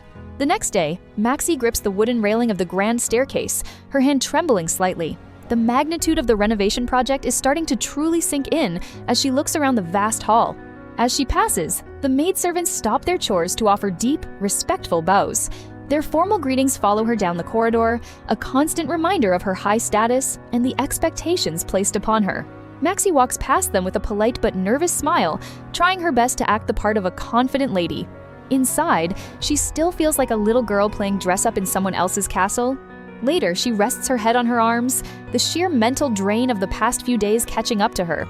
She thinks to herself that despite all her efforts, she still understands so little about the world she now lives in. Her eyes drift shut as she succumbs to a light, weary sleep. For a few peaceful moments, the stress of the ledgers and the construction fades away into a quiet dream. A sudden, loud yawn echoes through the silent library, jolting Maxie awake. She flinches, her heart racing as she looks around for the source of the strange noise. In a corner of the room, a mysterious cloaked figure is buried under a precarious mountain of books. The pile shifts and groans as whoever is underneath starts to move around. A hand suddenly slams down onto a table, the sharp sound echoing off the stone walls. Maxie's eyes go wide with fear as she realizes she's not alone in the darkened room. She jumps to her feet, stumbling back in alarm as she stares at the messy pile of books. What? She gasps, her voice barely a whisper in the tense silence. Her shock only grows as Ruth Serble finally emerges from his makeshift bed of books, looking just as startled as she is. She stares at the mage in disbelief, her heart still pounding from the sudden fright. Ruth yawns widely, rubbing the sleep from his eyes as he grumbles about the constant noise. He looks thoroughly annoyed at having his nap interrupted, his silver hair a messy nest around his face as he glares at the intruder. He leans back against the shelves, crossed arms showing his irritation as he complains about finally getting some decent rest. The dim library light catches the dark circles under his eyes, making him look even more sleep-deprived and cranky than usual. Maximilian sits frozen at her desk, her hands clasped tightly as she stammers out a confused apology for the noise. Behind her, Ruth remains seated with his back turned, bluntly pointing out that her constant groaning has made it impossible for him to sleep. Ruth turns his head slightly, his sharp gaze fixing on her as he asks if she had any idea how much she was disrupting his peace. His tone is dry and accusing, leaving the flustered lady with no room for a graceful exit from the awkward situation. Maxie's face flushes a deep red, her eyes wide as the realization hits her that she hasn't been as alone as she thought. She can't believe she's been so oblivious, wondering just how many days he's been tucked away in the corners of the library, watching her struggle. She frantically tries to explain that she thought she was completely alone, her voice shaking with intense embarrassment. Ruth doesn't even bother to turn around to face her, simply reminding her that this is a public library and not her private study. Ruth raises a long, slender finger to his lips, a silent but firm command for her to lower her voice immediately. He seems far more concerned with the sanctity of the library's silence than with her obvious distress or social standing. Maxie bites her lip, looking down at the table with a mix of guilt and mounting frustration at the mage's rudeness. She thinks to herself that it's a bit rich for him to complain about her pestering him when he's the one haunting the place day and night. Ruth looks away, his expression settling into a mask of bored indifference as he waits for her to leave him in peace. He seems perfectly content to ignore her presence now that he's made his point about the noise. Pushing back against his arrogance, Maxie points an accusing finger at him, her indignation overcoming her stutter for a brief second. She fires back that he's the one at fault for using a communal library as his own personal bedchamber. Ruth's posture slumps as he lets out a weary sigh, a dark aura of frustration seemingly radiating from his back. He mutters that she must have been truly unaware of his presence if she thought she could get away with being so loud. He finally turns to face her fully, explaining with a deadpan expression that he is the only sorcerer in the entire castle. The vast, towering bookshelves of the library loom over them both, emphasizing the importance of his role in such a space.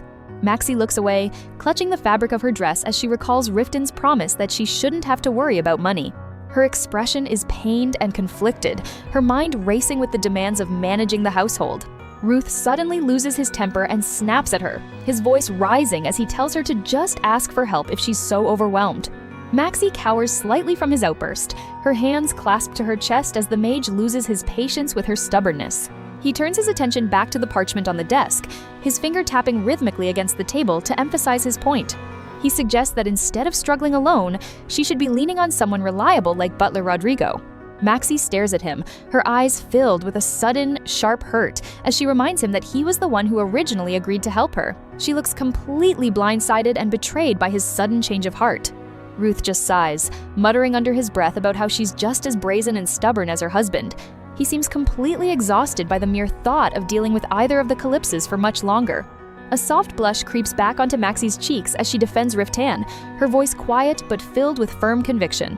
She speaks of his responsibility and loyalty to his people, a small, proud smile touching her lips despite the tension. Ruth looks at her for a long moment, his eyes unreadable as he absorbs her passionate defense of the Lord. He doesn't offer a rebuttal, his silence filling the space between them as he considers her words. Then, he suddenly leans over her work, pointing out mistake after mistake with a newfound, aggressive energy. Maxie can barely keep up with his pace, her pen flying across the paper as she frantically scribbles down his numerous corrections. After what feels like hours of grueling work, Ruth lets out a literal puff of exhaustion, looking completely spent. Maxie is slumped over her desk with her energy drained, offering a weak but heartfelt thank you for his help. Later, the two of them stand in the courtyard, their small figures dwarfed by the massive, gnarled branches of a dead tree. Ruth notes her plans for the garden, and Maxie admits she's worried about whether Riften would approve of such a change. The branches of the oak tree are twisted and gray, looking like skeletal fingers reaching out against the cold brick walls. Ruth warns her that the servants will be more than just flustered if she orders them to uproot something so historically significant. Maxie leans against the mage's side, looking utterly defeated as the weight of local tradition and expectations settles on her. Ruth sighs at her touch, thinking to himself that she is just as insufferable as the man she married. They stand in a long silence before the towering oak, the scale of the dead tree emphasizing how much work remains to be done. The grass around its base is sparse and dry, the tree casting a long, mournful shadow across the courtyard. Maxie bites her knuckle, her brow furrowed with deep thought, as she asks what could possibly be so special about a dead oak tree. She's trying to understand the cultural weight of a place she's only just started to call home. Ruth looks up at the bare branches, his voice taking on a formal storytelling tone as he mentions the legend of Sir Wigru. He seems to be testing her knowledge of the stories every local child grew up hearing as a matter of course. Maxie looks at him blankly, her head tilted to the side as she repeats his name in a confused question. She clearly doesn't have the context he expects, her noble upbringing having isolated her from the common folklore of the commoners. An illustration depicts the legendary Sir Wigru, a knight in gleaming white armor standing tall against the silhouette of a fearsome dragon. The tale speaks of a holy sword gifted by gods and the founding of the great Rome Empire. A decorative plaque bears the name of the legendary figure, its ornate borders framing the name Sir Wigru as a symbol of heroism. It represents the ancient power that laid the foundation for the current world. The story continues with a depiction of a lush, vibrant tree on a hill where locals believe the knight once rode a heavenly dragon. This legend is woven into the very identity of Anatole, a tale passed down through generations of families. Fen, a beautiful, ethereal nymph with flowing tresses is shown, her form seemingly merging with the leaves of the oak tree. This is the nymph of the oak tree, the central figure in a love story that every maiden in the land knows. In the fields outside the castle, young maidens are shown gathering together, their faces bright with hope and tradition. Every spring festival, they wait for the nymph's return, a festive reminder of the enduring power of the old stories. Ruth looks back up at the dead branches, his expression softening with a hint of weary melancholy as he finishes the tale. Maxie stands beside him, her initial confusion replaced by a quiet and thoughtful silence. She asks tentatively if it would be a mistake to cut the tree down for firewood, her voice small as she realizes the potential scandal. Ruth just walks beside her, his silence speaking volumes about the sensitivity of the local people. He turns to her with serious eyes, explaining that the people would truly hate her if she destroyed such a sacred symbol. Even as the lady of the estate, she cannot simply overwrite the deep love the locals have for the legend. Maxie clenches her hands into her skirts, her gaze fixed on the ground as she expresses her frustration with the situation. She finds it ghastly to leave a dead tree in such a prominent place, the sight of it a constant reminder of decay. Ruth catches her eye with a sidelong glance, his expression unreadable for a moment before he lets out a heavy, resigned sigh. He seems to be weighing his own magical abilities against her desperate wish to change the courtyard. He looks directly at her, his face illuminated by a soft, warm light as he makes a surprising and generous offer. He tells her that he'll see if his magic can actually revive the ancient tree, offering a glimmer of hope. The sun shines bright over Anatole Castle, where things are finally looking up. Servants are whispering about how much nicer the place is since the new lady arrived, proving you can't always trust the rumors. Inside the quiet library, Ruth Serbel is buried in paperwork. He seems completely absorbed in his work, leaning his head on his hand as he reads through the latest reports. Maximilian, Maxie Calypse, waits nearby, looking extremely nervous as she fidgets with her necklace. She's sweating a bit, terrified that she's made another mistake in her account keeping. Ruth doesn't look up as he finishes the page, giving a small sigh. He tells her it's fine and that he hasn't found any errors this time, much to her surprise and relief. A wave of relief washes over Maxie, and she lets out a long breath she'd been holding. It's a small victory, but it's exactly the boost she needed. She holds up 2 different coins, noticing how much they differ in size despite their value. The sparkle of the metal catches her eye as she examines the details. Ruth looks back at her, his expression a mix of exhaustion and mild interest. He asks what's on her mind now, ready for whatever question she's about to throw his way. Maxie asks why they're using coins from the old Rome Empire instead of just their own. She can't help but stutter as she tries to satisfy her curiosity about their currency. She tries to recall what she knows about the 7 kingdoms, including her home of Ouidan. She rests a finger on her chin, thinking hard about the world beyond the castle walls. Ruth mentions her father's alternative, and Maxie goes still, her eyes widening in a sudden flash of worry. Her hand clenches tight into a fist on the table. She's pulled back into a dark memory of her father being incredibly strict with her. The weight of his expectations still haunts her, making her feel small and incompetent. Seeing her distress, Ruth softens his tone and says he didn't mean to make her uncomfortable. He explains he was just trying to show how much influence the old empire still holds today. Maxie quickly waves her hands, desperately trying to hide how much the mention of her father affected her. She stammers out that she's fine, and her mind was just wandering somewhere else. Outside in the courtyard, the sounds of construction fill the air as servants haul heavy loads. The castle is bustling with energy as everyone plays their part in the renovations. Now dressed in a regal yellow cloak and blue gown, Maxie takes charge of the winter preparations. She points out exactly where the new braziers need to go, sounding more like the lady of the house. She walks through the grand, sunlit halls of Anatole, feeling a bit guilty for letting the construction distract her from the coming winter. She knows she needs to handle everything perfectly while Riftan is away. A faint blush colors her cheeks as she thinks about her husband, her expression softening for a brief moment. She really wants to prove her worth to him. Suddenly, she gives a little jolt as she remembers Ruth's reaction from earlier. Even though he said everything was okay, she couldn't shake the feeling that he looked a bit unhappy with her. Determined to stay on top of things, she gathers her book and heads straight for the stables. She's got a long list of things to check and isn't planning on slowing down. She keeps her nose in the account book as she walks, double-checking the figures one more time. The responsibility is heavy, but she's determined to get it right. Standing alone in the grassy field, Maxie realizes she isn't feeling as anxious as she used to. Even meeting someone new doesn't seem quite so terrifying anymore. The wind picks up, blowing her long red hair across her face as she looks out over the landscape. There's a new sense of peace in her gaze as she takes a quiet moment for herself. She catches a lock of her hair, remembering how Riftan compared it to red clouds. The memory brings a shy smile to her face and a warm glow to her chest. Turning back, her golden cloak billows behind her as she walks toward the high stone walls of the castle. She's starting to find her footing in this new life. She can't help but wonder about Riftan and all the beautiful, noble ladies he might be meeting at the capital. The thought of him being tempted by someone more refined stings a bit. A memory of their wedding day flashes through her mind, tinted with doubt. She worries he might eventually see their marriage as a mistake and regret staying with her. "What are you doing here all alone, my lady?" a voice asks, catching her completely off guard. She freezes. her eyes wide with shock. Maxi falters, clutching her book tight as she faces the two young men who appeared out of nowhere. Her heart is racing as she tries to find her voice. Ulyssion Rovar, a silver-haired young squire, realizes he's frightened her and quickly apologizes. Beside him, the darker-haired Garo Livakian looks on, both appearing a bit sheepish for startling her. Her eyes go wide as she recognizes them. They're the two squires she saw at the banquet. She quickly raises a hand, stammering that everything is all right. The two squires bow respectfully as Maxi stands before them. They seem genuinely eager to talk to her, their youthful energy a sharp contrast to her typical nerves. Maxi asks them if Riften is really such a great knight, her curiosity getting the better of her.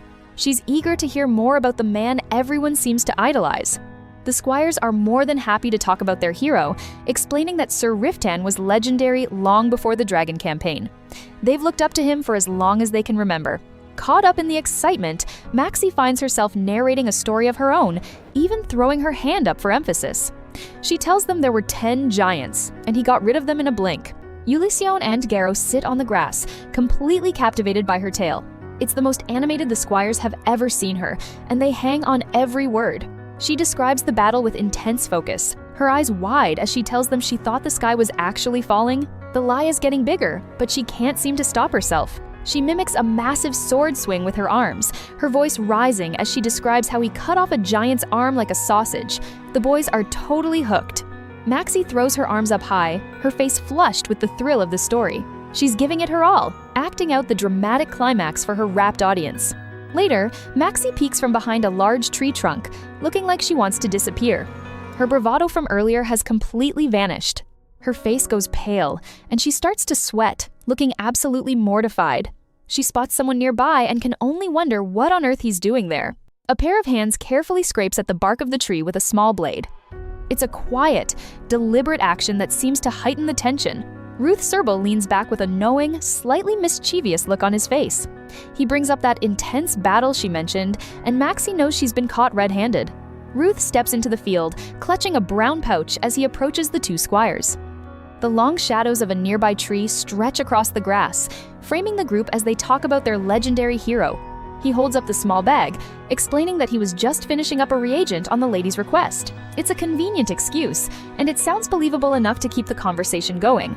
Ruth crosses his arms, leaning back as he addresses the squires with a cool, knowing look. Maxi stands off to the side, looking like she wants to sink into the earth after her massive exaggeration about Riften's battles. "Why don't you tell them the finer details of the events, my lady?" Ruth asks, his voice dripping with sarcasm. Maxi is practically vibrating with anxiety, her face flushed and sweating as she clutches her ledger for dear life. Not wanting to stick around for any more teasing, Maxi makes a quick getaway, stammering that she's far too busy at the moment. She doesn't even look back as she makes a beeline for the castle. Ruth watches her go before holding up a folded piece of parchment. He mentions that Riften used a magical device at the royal palace to send this specific letter back to his tower. The news hits Maxi hard, and she stops in her tracks, her eyes wide with a mix of surprise and longing.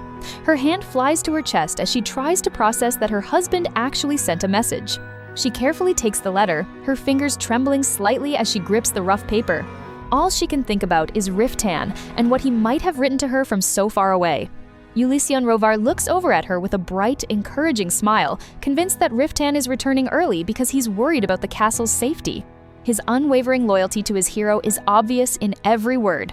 Still feeling a bit overwhelmed, Maxi quickly excuses herself again, saying she has an urgent visit to the forge to make. She practically runs away, her golden cloak fluttering behind her. She clutches the letter against her heart, the simple gesture showing just how much Riften's attention means to her. Even a few words on paper are enough to make her world feel a bit brighter. As she walks, she thinks about how the message made even Ruth's usual bluntness seem almost kind. The warmth spreading through her chest makes her steps feel lighter than they have in days. Back in the library, Maxi's expression sours as she looks around the cluttered room. She can't help but wonder why Ruth still insists on sleeping here, surrounded by mountains of books and papers.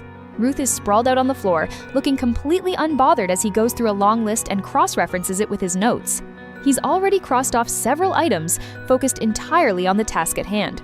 Maxi stands over him, looking down at the mess with a disapproving frown. She's trying her best to manage the castle's resources, but the sorcerer's lack of organization is making it difficult. Her face scrunches up in frustration as she thinks about how she always has to walk on eggshells whenever she's in the library. It's supposed to be her domain too, but she feels like an intruder in the messy space. She points toward the piles of books, asking if he really thinks anyone will feel comfortable using the library while he's living in the middle of it. She's finally found her voice, even if it's a bit shaky. Ruth just looks up at her, looking more bored than anything as she stutters through her complaint. He doesn't seem to realize or care how much his presence is affecting the lady of the castle. He leans in closer, his expression shifting to one of mild annoyance as he argues that improving his magical skills is ultimately for the good of all Anatol. He's got an answer for everything, and he knows it. Maxie isn't backing down this time, yelling back that she's spent 22 years of her life in a library and knows exactly what she's talking about. She's determined to prove that she's more than just a figurehead. The two of them continue to bicker about the budget and the upcoming road construction planned for next year. It's clear they have very different ideas about how the castle's funds should be spent. Maxie's face turns bright red as the argument heats up, and she demands to know what on earth he's talking about. Her frustration is boiling over, and she isn't caring about being ladylike anymore. Outside, the grand facade of the castle stands tall against a clear blue sky. The conversation has shifted to the future, with Ruth making a blunt point about how a child needs knowledge to grow properly. The scene shifts abruptly to a bucket as dark blood drips steadily into the liquid below. It's a jarring, visceral image that cuts right through the domestic squabble. Someone grips a sharp, bloody knife with a firm hand. The blade catches the light as they prepare for the next step of the grisly task. A dark, shadowed figure of a man looms in the background, his features obscured by the dim light. The atmosphere has suddenly become much more tense and mysterious. The knife slices into a large, gray object, sending droplets of blood flying as the work continues. Whatever is being butchered is massive, requiring a good amount of force to cut through. A man looks on with an expression of pure worry, his hands raised as if he's trying to figure out what to do. The situation in the kitchen is clearly getting out of hand. The person with the knife pauses, their sleeves rolled up as they reveal their pale arms stained with red. They seem completely unfazed by the mess they're making on the table. Maxie looks on with an expression of pure dread, her eyes wide as she takes in the bloody scene. She's just learned that the squires went fishing at dawn specifically to bring her a fresh meal. In the kitchen, Rodrigo Sarek explains that the boys wanted to serve the wife of the bravest knight in the land. Yuli Seon Rovar is busy working on a massive fish, looking quite proud of his catch. Maxie looks away, a bead of sweat rolling down her temple as she tries to ignore the sight of the decapitated fish on the counter. She's trying to be appreciative, but it's definitely testing her stomach. Finally finished with the prep, Ulysseon stands up and stretches his arms high above his head with a satisfied yawn.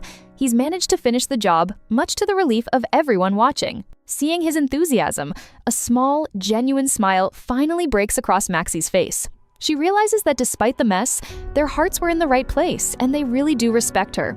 The sun shines over the refurbished Anatol castle, which is now sparkling with a new sense of life and grandeur. The renovations have clearly made a massive difference to the entire estate. Maxie walks into the grand hall, her back to us as she takes in the impressive sight of the high ceilings and elegant staircases. She's wearing a new, much more ornate dress that matches the castle's new look. She pauses by a window, her reflection showing a look of quiet satisfaction and pride. The castle finally feels like a home, and she's the one who made it happen. She stops in the middle of a hallway, realizing that the place is practically unrecognizable from the cold, empty castle she first arrived at. Her hard work has truly paid off. Ruth is waiting for her by the stairs, leaning against a pillar with his arms crossed as he takes in the view. He's even managed to look somewhat impressed by the final results of her planning. He looks around with a smirk, admitting that it really does look great and has reached the height of all aesthetics. It's high praise coming from someone as hard to please as he is. Ruth lets out another long yawn and stretches his arms, clearly exhausted from all the work they've put in. Maxie stands beside him, looking much more composed and confident than before. Nearby, a group of servants giggles as they carry fresh white linens through the bright, airy halls. The entire atmosphere of the castle has shifted to one of joy and busy productivity. Ruth stands before the massive, gnarled roots of a dead oak tree in the castle courtyard. Maxie and a small group of maidservants watch with rapt attention as the sorcerer prepares his spell. Maxie's eyes are wide and she clutches her hands tightly against her chest, her expression a mix of nervousness and anticipation. The air around her seems to hum with an unknown energy. A hand tilts a glass carafe, pouring a thick, glowing green essence directly onto the rough, blackened bark of the tree. The liquid shimmers with a life of its own as it begins to soak into the wood. Ruth raises his arms high toward the sky, his eyes closed as he lets out a dramatic cry to begin the incantation. His voluminous brown robe flutters as if caught in a sudden, invisible breeze. "We beseech you, stretch your healing hands and fill this humble servant with your power." Ruth bellows his dramatic chant with exaggerated flair.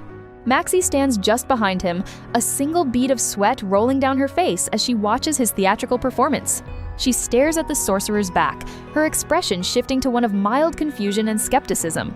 She can't help but wonder if all magical spells are required to be quite this ostentatious. A flicker of a memory crosses her mind, showing a high priest in ornate white and blue robes bathed in a serene blue light. It's a much more dignified and quiet display of power than what Ruth is currently doing. Maxie watches the glowing green light swirling around the tree, her mind still comparing it to the holy magic she's seen before. Behind her, the servants gasp in wonder, their faces lit up by the magical display.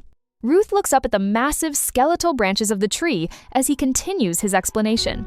He notes that if the attempt to revive it with magic fails, the servants will at least understand why it must finally be cut down for firewood. Suddenly, a brilliant blue light erupts, washing over Maxie's face and making her eyes sparkle with surprise. She's caught in the center of a magical phenomenon she doesn't quite understand yet. Ruth remains calm, his palms turned upward as he holds a swirl of soft, glowing white energy. He seems to be channeling the very essence of the earth through his body. The tree is suddenly enveloped in a massive whirlwind of glowing mana and sparkling water droplets. The energy surges through the dead wood, making the entire courtyard feel alive with magic. Maxie stands frozen as the waves of mana wash over her, her hair fluttering in the magical wind. She looks upward with a sense of awe, her earlier skepticism completely forgotten. She reaches out a trembling hand toward the dancing lights, her breath catching in her throat. To her, the swirling mana is the most beautiful thing she has ever witnessed. A tiny, glowing spark of mana lands on her fingertip, and she gazes at it with a soft, mesmerized smile. She can feel a strange, warm resonance deep within herself that she's never felt before. Ruth lowers his hands, still holding a concentrated orb of glowing light as he watches her. The intense magical storm has settled into a calm, rhythmic glow that pulses around the two of them. The air swirls with white light as Ruth explains that the foundation of all magic is mana control. He mentions something that makes Maxie's eyes go wide: mana affinity. Maxie's heart begins to hammer against her ribs, the sound echoing in her ears like a heavy drumbeat. Ruth explains that having this affinity is a prerequisite for anyone who wishes to learn the art of magic. The sorcerer holds the glowing orb between them, the light reflecting in both of their eyes. He reaches out a hand as if to guide her toward the power she didn't know she possessed. Maxie's face flushes a deep red as Ruth continues his blunt assessment of her personality. He notes that she's short-tempered, prone to exaggeration, and hates losing, but she also has the rare gift of mana affinity. The two of them stand under the now glowing branches of the revived tree, a stark contrast to the dark and dead wood from before. Ruth casually mentions that he simply infused the tree with the earth's natural mana. The sun shines brightly over the stone towers of Anatol Castle, casting long shadows across the courtyard. The atmosphere has shifted from a place of quiet ruin to a home filled with new possibilities. Later, in the castle hallway, Maxie gives instructions to one of the maids about ordering leather straps and needles. Despite her newfound confidence, she still struggles with her stutter, her hand clutched nervously over her chest. The steady rhythm of horse hooves, a loud clip-clop, echoes against the stone path as a group of riders approaches. A cloud of dust rises behind them as they gallop toward the castle gates. A young man on horseback, his expression stern and focused, leads the way. The dialogue mentions that the situation could become complicated if the visitor is truly a lord from Lividon. Maxie stands at the gate, her fingers clenching the fabric of her green dress as she hears the commotion outside. Her face is pale, and she's clearly bracing herself for an unwanted confrontation. She watches the dark silhouettes of the riders approaching through the morning mist. She takes a deep breath, telling herself that she must be brave and protect Anatol while Riften is away. The guards standing atop the battlements shout down at the riders, their voices firm as they refuse to open the gates.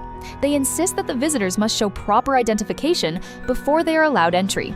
An aggressive noble with long blonde hair and a beard, wearing a hooded burgundy cloak, leads the group of 30 men. This is Rob Midahas, the Lord of Kesa, and he's currently yelling about being treated with respect. A guard at the gate looks down with a nervous expression, his brow furrowing as he insists on seeing their papers. Maxie steps forward with a determined look, ready to face the intruder personally. Rob Midahus looks up at the towering stone walls, his expression twisted into a mocking sneer. He demands to know if the person speaking to him is actually the Lord of Anatol. Ulyssean Rovar stands beside Maxi on the battlements, looking down at the group of riders with a cool, appraisal gaze. He addresses her softly as "my lady," acknowledging her authority in the moment. Rob Midahus pulls back his hood, revealing his sharp features and an arrogant, entitled smirk. He looks like a man who is used to getting exactly what he wants through intimidation. Maxi looks down at him, her expression a mask of nervous determination. A single bead of sweat rolls down her neck, betraying the fear she's trying so hard to hide from the hostile lord below. Rob Midahus claims that he has come to befriend the knights after hearing about their legendary victory over the dragon. His voice is smooth and oily, but his eyes remain cold and calculating. Maxi and Ulyssean Rovar stand side by side, looking down at the uninvited guests. They are the only line of defense for the castle while its lord is away. Maxi looks down, her eyes lowered as she mentally rehearses her next words. She tells herself that she must speak as calmly as possible to avoid losing control of the situation. She stands tall before the guards, her green floral dress contrasting with their dark armor. She tells the intruder that she simply cannot allow unidentified individuals to enter the castle, her voice small but firm. Her face is pale with effort as she tries to push through her stutter to deliver the command. She insists that Anatol does not welcome unidentified guests, as it is her lord's standing order. Rob Midahus loses his temper, his face contorting with rage as he bellows for her to let him speak to someone who can talk properly. Maxi's face flushes a bright, humiliated red at the cruel insult. Ulyssean Rovar steps forward, his expression turning icy as he glares down at the arrogant noble. He firmly reminds the intruder that he is speaking to the Lady of Anatol and demands that he mind his manners. Maxi looks over at the squire, her eyes wide with surprise and a touch of gratitude. It's the first time someone other than Riften has stood up for her so fiercely against a noble's mockery. Ulyssean Rovar stands firmly with his back to the battlements, his posture rigid as he faces the hostile riders below. He's ready to defend the lady of the castle at a moment's notice. Maxi clenches her hands, her face flushed with the effort of speaking. Despite her trembling, she manages to stutter out her command. She will not open the gates for anyone without proper identification. Rob Midahus continues his aggressive verbal assault, promising to return with hundreds of knights if he is denied entry. He declares that he will not forget this perceived insult to his status. The intruder's face is a mask of pure rage as he bellows a challenge at the people atop the wall. Behind him, a shoom of magical energy erupts, signaling a shift from verbal threats to physical violence. A violent whoosh of blinding light and heat suddenly tears through the air.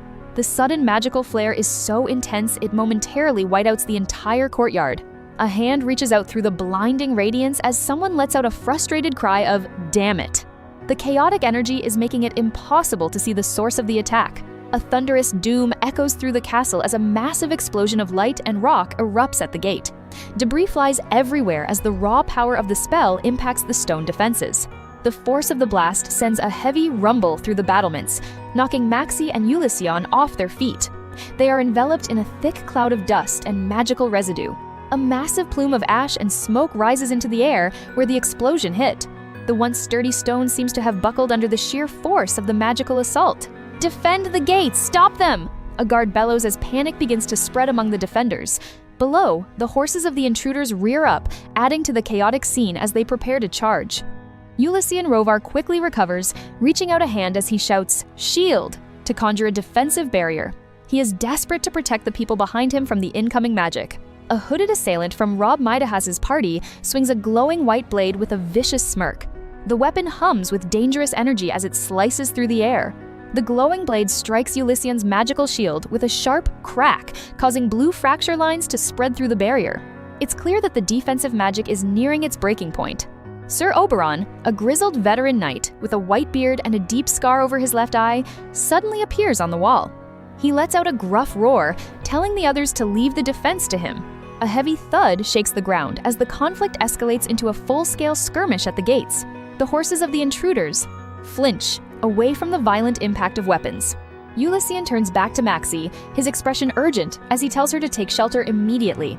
Maxi is paralyzed with fear, her hands clutched over her chest as the battle rages around them. From a high perspective, Maxi is seen crouching on the cold stone floor as a knight dashes past her. She has become small and vulnerable in the middle of the violent struggle for the castle. Tears of frustration and fear prick at her eyes as she realizes she is rooted to the spot. Her mind screams for her to run, but her body refuses to move an inch. Sir Oberyn is in the thick of it, his sword clashing with an intruder's blade with a loud clang. The old knight lets out a strained grunt as he puts all his strength into the duel. A hooded man with a cruel, mocking smile easily deflects an attack from one of the castle guards. The invaders are clearly skilled and battle-hardened, making them a formidable threat. Another rider swings his sword down with a powerful slash, the sound of steel cutting through the air. The courtyard has turned into a scene of chaotic, close-quarters combat. Maximilian is frozen in place, her hands trembling as she faces the threat. Her eyes are wide with a paralyzing fear that's rooted deep in years of past trauma. The sounds of the confrontation at the gate echo around her, but she can't even force herself to take a step back. She's completely locked in place as the chaos unfolds. Ruth Serble rushes to her side, shouting for her to take shelter immediately. His expression is uncharacteristically urgent as he tries to snap her out of her trance. He grabs her arm and starts pulling her away from the line of fire. The guards outside are already preparing for the worst as the threat draws closer. Maximilian's vision blurs as her panic peaks. The world around her narrows down to the muffled sounds of clashing steel and angry shouting. In the mounting chaos, the townspeople are scurrying for cover while soldiers move into defensive positions. No one was expecting a confrontation like this at the gates. The order to bar all doors and windows rings out, signaling that a full-scale battle might be imminent. Everyone is scrambling to secure the perimeter. Ruth suddenly pauses and turns back toward the gate. He hears a thunderous sound approaching from the distance, something far more massive than the current threat. Maximilian stumbles as she's led away, her gaze still lingering on the danger she's leaving behind. She's struggling to keep her footing as the situation escalates. She tries to protest, stuttering about the others who are still out there in the line of fire. Her voice is barely a whisper, lost in the noise of the panic. Her face is pale as the reality of the situation sets in.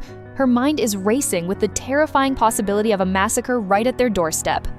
Around them, the servants and commoners are huddled together in terror. Some are crying in despair, overwhelmed by the sudden loss of safety. A heavy shadow falls over the courtyard as the gate is finally forced open. The atmosphere shifts instantly as a new force enters the fray. A massive figure on a black horse leads a legion of knights through the mist. Their sheer presence instantly commands the entire space, silencing the previous bickering. Maximilian looks up, her eyes clearing as she recognizes the man at the front of the charge. The fear is replaced by a different kind of shock. The realization hits her like a physical wave. Riften is finally home. The husband she hasn't seen in months has returned at the worst possible moment. The castle guards erupt into cheers, their morale instantly restored by the sight of their legendary commander. They know the tables have just turned. Riften Calypse doesn't look like a returning hero. His face is a mask of pure, cold fury as he scans the scene and sees the intruders threatening his castle. The heavy thud of hooves signals his advance into the heart of the conflict. He rides with a predatory grace that makes everyone freeze in place. He looks down at the intruders with a terrifying calm. His voice drops to a dangerous low as he addresses the uninvited guests who dared to threaten his home. Uslan Richido pulls up beside him, identifying the men at the gate as mere trespassers. He doesn't look impressed by their supposed noble status. Heber and Nertha adds with a savage grin that they look more like common thieves than anything else. The Remdragon Knights are clearly ready for a fight. Riften's eyes narrow, his expression promising a swift and violent end to the disrespect shown to his home. He's not in the mood for talk. Rob Midahus tries to salvage his pride, stuttering out his title and demanding to be heard. His bravado is clearly failing him now that he's facing a real warrior. Riften towers over the noble, his horse's massive frame making the intruder look small and insignificant. The power dynamic has completely shifted. With a deliberate, metallic ring, he draws his sword. The blade gleams under the gray sky, a silent promise of the violence to come. Lord Midahus starts to panic, trying to de-escalate the situation by suggesting they just end things peacefully. He realizes he's picked a fight he can't win. Riften isn't interested in peace. He declares war right then and there, his bloodlust filling the air as he prepares to strike. He presses the tip of his blade against the noble's throat, sending a visible chill through the man. The arrogance from before has completely evaporated. Rob tries to hide behind international law, claiming that breaking the armistice between the Seven Kingdoms will bring the king's wrath. He's grasping at any straw he can find. He blusters about the hundreds of knights he supposedly has back in Kesa, hoping the threat of a larger conflict will stop Riften. It's a transparent bluff. Riften just stares him down with a look of pure contempt. He looks like a man who would welcome the chance to destroy an entire kingdom just for the insult. He raises his sword higher, clearly finished with words. The tension is at its breaking point as he prepares to deliver a killing blow. A sharp shout of "Sir Riften" breaks the silence. Someone is trying to intervene before the courtyard is stained with noble blood. Ruth rushes forward, positioning himself to stop a diplomatic disaster. He knows that killing a noble here would have massive political consequences. Riften turns his icy glare toward the sorcerer. His tone is lethal as he asks if Ruth is actually daring to question his decision. Lord Midahas watches the exchange in terror, his life hanging by a thread while the two men argue. He's never been this close to death before. Riften dismisses the idea of protocol with a scoff. He states plainly that he'd rather just invade the man's land and pillage every scrap of value they have. His head snaps toward the side as he notices a familiar figure standing among the guards. The murderous intensity in his eyes flickers for just a moment. Maximilian is frozen, watching the man she fears most in the world acting like a literal demon of war. She doesn't know how to react to his sudden return. Riften's voice loses its edge for a split second as he asks if his wife is there. It's the first time he's shown anything other than rage since he arrived. Ruth confirms it, adding that it's only natural for the lady of the castle to handle disputes while her husband is away on campaign. He's trying to normalize the chaos. Lord Midahas sweats as he realizes the situation has turned against him. He tries to slink away, promising to leave and never return, his previous arrogance completely gone. Riften grinds his teeth, the sound practically echoing in the sudden silence of the courtyard. His face is spattered with blood, his eyes locked on the man who dared to disturb his home. He towers over the intruders on his black warhorse, his voice low and dangerous. He scoffs at the idea of releasing them after they had the audacity to attack his land. Riften gives them a final ultimatum, his cold gaze offering no room for negotiation. They can surrender now, or they can die where they stand. Those are the only choices left. The Remdragon Knights erupt into a triumphant cheer, the sound of hooray filling the air. Riften barks out an order to bind the intruders and toss them into the deepest dungeons. Maximilian staggers as a guard approaches to check on her safety. She clutches her chest, her voice small and shaky as she insists that she's fine. Riften turns his intense glare toward his wife, his expression hardening. He demands to know what she was thinking, standing out there in the middle of a conflict. Maxie looks up at him from the ground, her stutter worse than ever as she tries to explain the problem. The sheer scale of his presence on horseback makes her feel even smaller.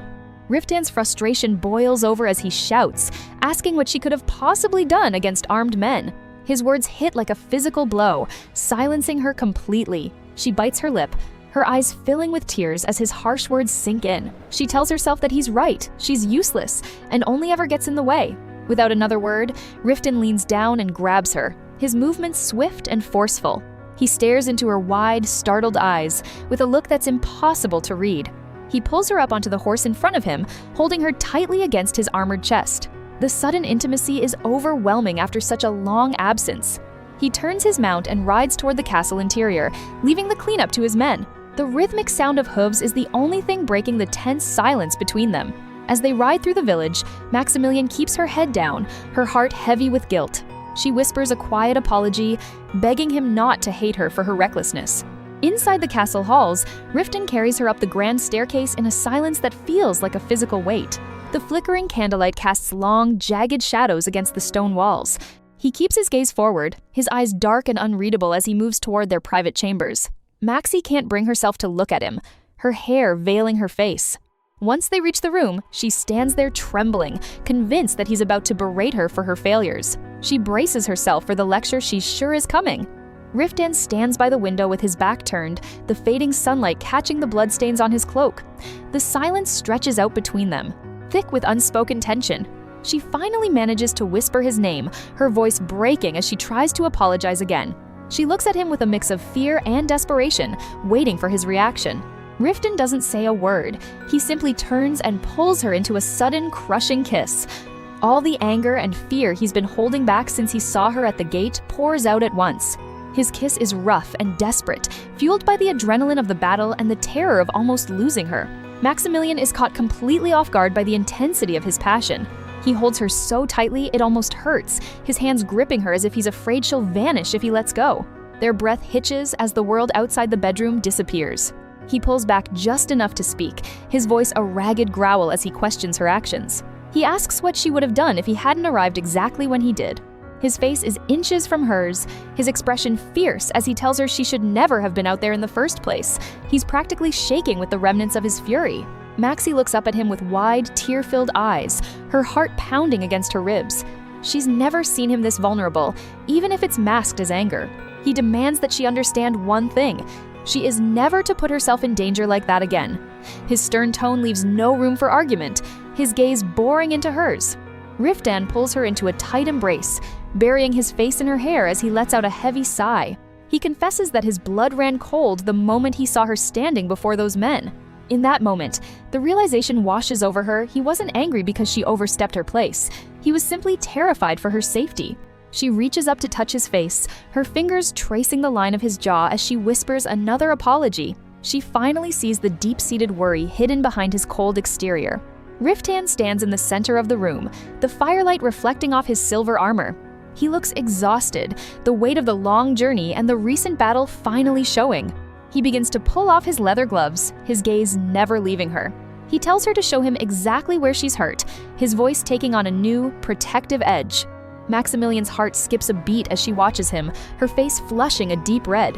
She feels exposed under his intense scrutiny, her hands trembling at her sides. He reaches out and starts to untie the laces of her dress, his movements surprisingly gentle despite his size. Every brush of his fingers against her skin sends a jolt through her. Riften leans down and presses a lingering kiss to the base of her neck. He vows to cut off a head for every single bruise he finds on her body. His expression is dark and determined, his eyes flashing with a renewed sense of vengeance. He's taking every mark on her body as a personal insult. He finds a faint bruise on her collarbone and murmurs, "One head."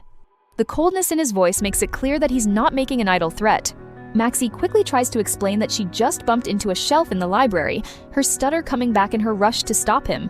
She doesn't want him to start a war over a simple accident. Riften looks her dead in the eye and tells her not to lie to him. He doesn't believe her story for a second, his suspicion overriding her frantic denials. He lifts her up again, carrying her toward the bed as she continues to promise him that she isn't actually hurt. Her words seem to fall on deaf ears. As she lies back against the pillows, Riften tells her that he'll be the one to confirm the extent of her injuries. His gaze is burning with a mixture of desire and protective rage. He finds another mark on her ankle, his large hand gently cupping her foot. The contrast between his calloused skin and her pale, soft flesh is striking. He looks up at her, his face a mask of absolute, lethal intent. He declares that this discovery has just sealed the death sentence for the men who dared to touch her. Maximilian perches on the edge of the bed, her hands trembling as she looks up at Riften. She stammeringly explains that she simply tripped, pleading with him not to harm anyone because of her clumsiness. She looks down, her eyes filled with a quiet dread as she speaks of the possibility of war. The thought of him having to leave for battle again seems to weigh heavily on her mind. Riften reaches out, his large hand cupping her face with surprising tenderness. His gaze is focused and intense, his thumb brushing against her skin in a gentle caress. He leans in close, his face just inches from hers, as the silence between them grows thick with unspoken words. Maximilian stares back, her breath hitching at his proximity. Without a word, he pulls her into another deep kiss, his hands gripping her shoulders. The passion of the moment seems to drown out the lingering fear from the day's events. Riften's lips trail down to her neck, his touch firm yet careful. Maximilian's eyes flutter shut, her head tilting back as a single tear traces a path down her cheek. He pulls back slightly, his breath warm against her skin as he confesses how much she's been on his mind. He admits that the weeks they spent apart felt like an eternity. Riften takes her hands in his, pressing a soft kiss to her knuckles as he stares at her with a look of deep longing. He seems to be struggling with the intensity of his own emotions. The scene shifts to later that night, with Riften standing alone by the fireplace. The crackling flames are the only sound in the quiet room as he stares into the heat. Maximilian stirs in bed, her red curls fanned out across the pillow as she looks toward him. She softly asks if she was the one who woke him from his thoughts. Riften turns back toward her, his face half hidden in the shadows of the room. He notes that she is a surprisingly light sleeper, his voice low and calm. Maximilian sits up, clutching the sheets to her chest as she watches him walk across the room. She mentions that she didn't even hear him get out of bed earlier. Riftan's expression is unreadable as he stands by the bed, the dim light catching the sharp lines of his face. Maximilian looks up at him, her eyes wide with a mix of curiosity and lingering nerves. He explains that he had to force himself to leave her side so he could deal with the intruders from earlier. His dedication to protecting his home and wife is clear in his grim tone. Maximilian looks down at her lap, her expression one of deep regret as she questions his actions. She feels as though the entire conflict was her fault for not handling the situation better. Riften sits on the edge of the bed, his back to her as he stares toward the door. Maximilian watches him, her heart heavy with the weight of her perceived mistakes. She looks up, her eyes wide with shock at his sudden declaration. Riften's words are sharp and final, leaving no room for argument or excuses. Riften's jaw is set, his teeth bared in a silent growl of frustration. He believes that men like the intruders deserve the harshest of punishments for what they've done. Maximilian reaches out, her hand resting tentatively on his arm as she looks at him with concern. The tension in the room is palpable, a stark contrast to the quiet of the night. Riften pulls her back into his arms, his movements swift and determined. He buries his face in her hair, his grip tight as if he's afraid she'll slip away if he lets go. Maximilian leans into him, her eyes fluttering shut as she takes in the scent of him. She seems surprised by the sudden shift in his demeanor, her face flushing slightly. Riften pulls back, his gaze searching hers as he speaks. He mentions that he thought she would prefer it if he didn't smell like the battlefield, his voice carrying a hint of self-consciousness. Maximilian stares at him, her eyes wide with a sudden realization. She seems touched by his consideration, her heart swelling with an emotion she can't quite name. She looks down, her lips parted as she tries to find the right words to respond. The vulnerability in his admission has caught her completely off guard. Maximilian reaches up to cup his face in both her hands, her gaze fixed on his eyes. She looks at him with a depth of affection that seems to take him by surprise. She pulls him closer, her expression soft and determined as she prepares to speak.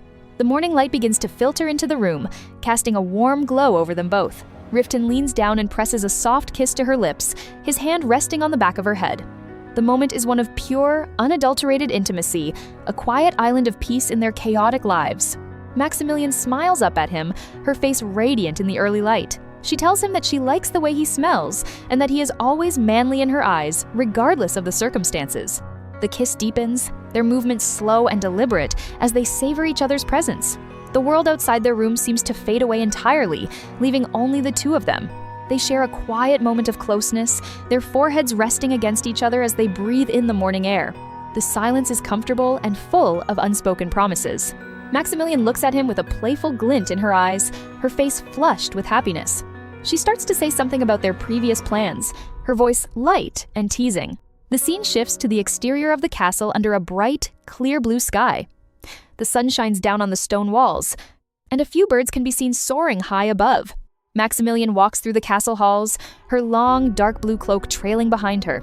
She is accompanied by a maid, her expression calm and composed as she heads toward her morning meal. A maid calls out to her as she approaches a large window, her voice full of excitement. Maximilian turns toward her, her curiosity piqued by the sudden interruption. The courtyard is a hive of activity, with servants moving crates and supplies about in the morning light. The sound of their work fills the air, a sign of the castle returning to its normal routine. Riften stands in the courtyard, his back to the camera as he watches the commotion. He turns as Maximilian approaches, his expression softening at the sight of her. He reminds her that he promised to bring her gifts upon his return, his tone carrying a hint of pride. Maximilian looks at him with wide, expectant eyes, her interest clearly captured. He gestures toward a beautiful white horse standing nearby, its coat shimmering in the sunlight. The animal looks noble and graceful, a fitting gift for the lady of the castle. Riften explains that he thought his own war horses would be too large and unruly for her. He chose this horse specifically for its gentle nature and elegant appearance. Maximilian approaches the horse, her hand reaching out to touch its soft muzzle. She looks up at Riften, her face full of wonder as she realizes that the animal is truly hers. She beams at him, her eyes sparkling with joy as she thanks him for the incredible gift. She admits that she's never received anything quite like it before, her voice full of genuine gratitude. Riften looks down at her, his expression one of quiet satisfaction as he watches her interact with the horse. The bond between them seems stronger than ever in the warmth of the morning sun. Riften leans in, his hand gently cupping Maximilian's cheek as they share an intimate moment in the courtyard. The morning sun casts a warm glow over them, highlighting the contrast between his dark hair and her vibrant red curls. A close-up reveals Maximilian's flushed face, her eyes half closed as she takes in his proximity. Her lips are slightly parted, and she wears a look of dazed surprise at the intensity of Riftan's gaze. Riftan stands close to Maximilian, his hands resting on her shoulders as he promises to show her more gifts. She looks up at him with wide, questioning eyes, her hands clasped nervously in front of her. A massive pile of wooden crates, barrels, and sacks sits in the courtyard, representing a vast amount of wealth. Riftan casually mentions that everything there belongs to her, while a small, shocked depiction of Maximilian reacts to the overwhelming scale of the gift. They walk together through the castle hallway, passing servants who are busy carrying boxes and cleaning. The stone walls and checkered floor are well maintained, showing the results of the recent upkeep. Riftan looks down at Maximilian as they walk, noting how magnificent the castle appears thanks to her hard work. Maximilian looks up at him shyly, her expression hopeful as she asks if the results meet his expectations. Maximilian gazes up with bright eyes, a slight blush staining her cheeks as she listens to his praise. A string of pearls and ornate earrings frame her face, catching the light as she tilts her head. Riftan places a large, gloved hand on top of Maximilian's head, his expression softening as he tells her not to dwell on past troubles. He stands tall beside her, his dark clothing contrasting with her more colorful attire. Riftan offers a small, rare smile as he encourages her to go and open the rest of her gifts. His gaze is focused entirely on her, ignoring the hustle and bustle of the surrounding castle. Maximilian stands adorned in a lavish, gold-embroidered gown and a thick, fur-trimmed cloak. Riftan watches her, expressing his confidence that she would look beautiful in the fine garments he brought back. In their private chambers, Maximilian stands before a large, ornate mirror, her reflection showing the weight of the rich fabrics and heavy jewelry. Riftan stands behind her, a dark silhouette observing the transformation he has provided. A close-up shows Maximilian's hand, a large green gemstone ring now encircling her finger. Below, her lower face is shown with a slight downturn of the lips, as if she is deep in thought while touching the fur of her cloak. Riftan carefully adjusts a golden jeweled hairpiece in Maximilian's hair, his fingers moving with unexpected precision despite his gloves. He asks if she is dissatisfied with the gifts, to which she quickly stammers that she finds them beautiful. Maximilian looks up at Riftan, her face framed by the glittering gold and green stones of her new jewelry. She wonders aloud how he found the time to acquire so many treasures while he was away at war.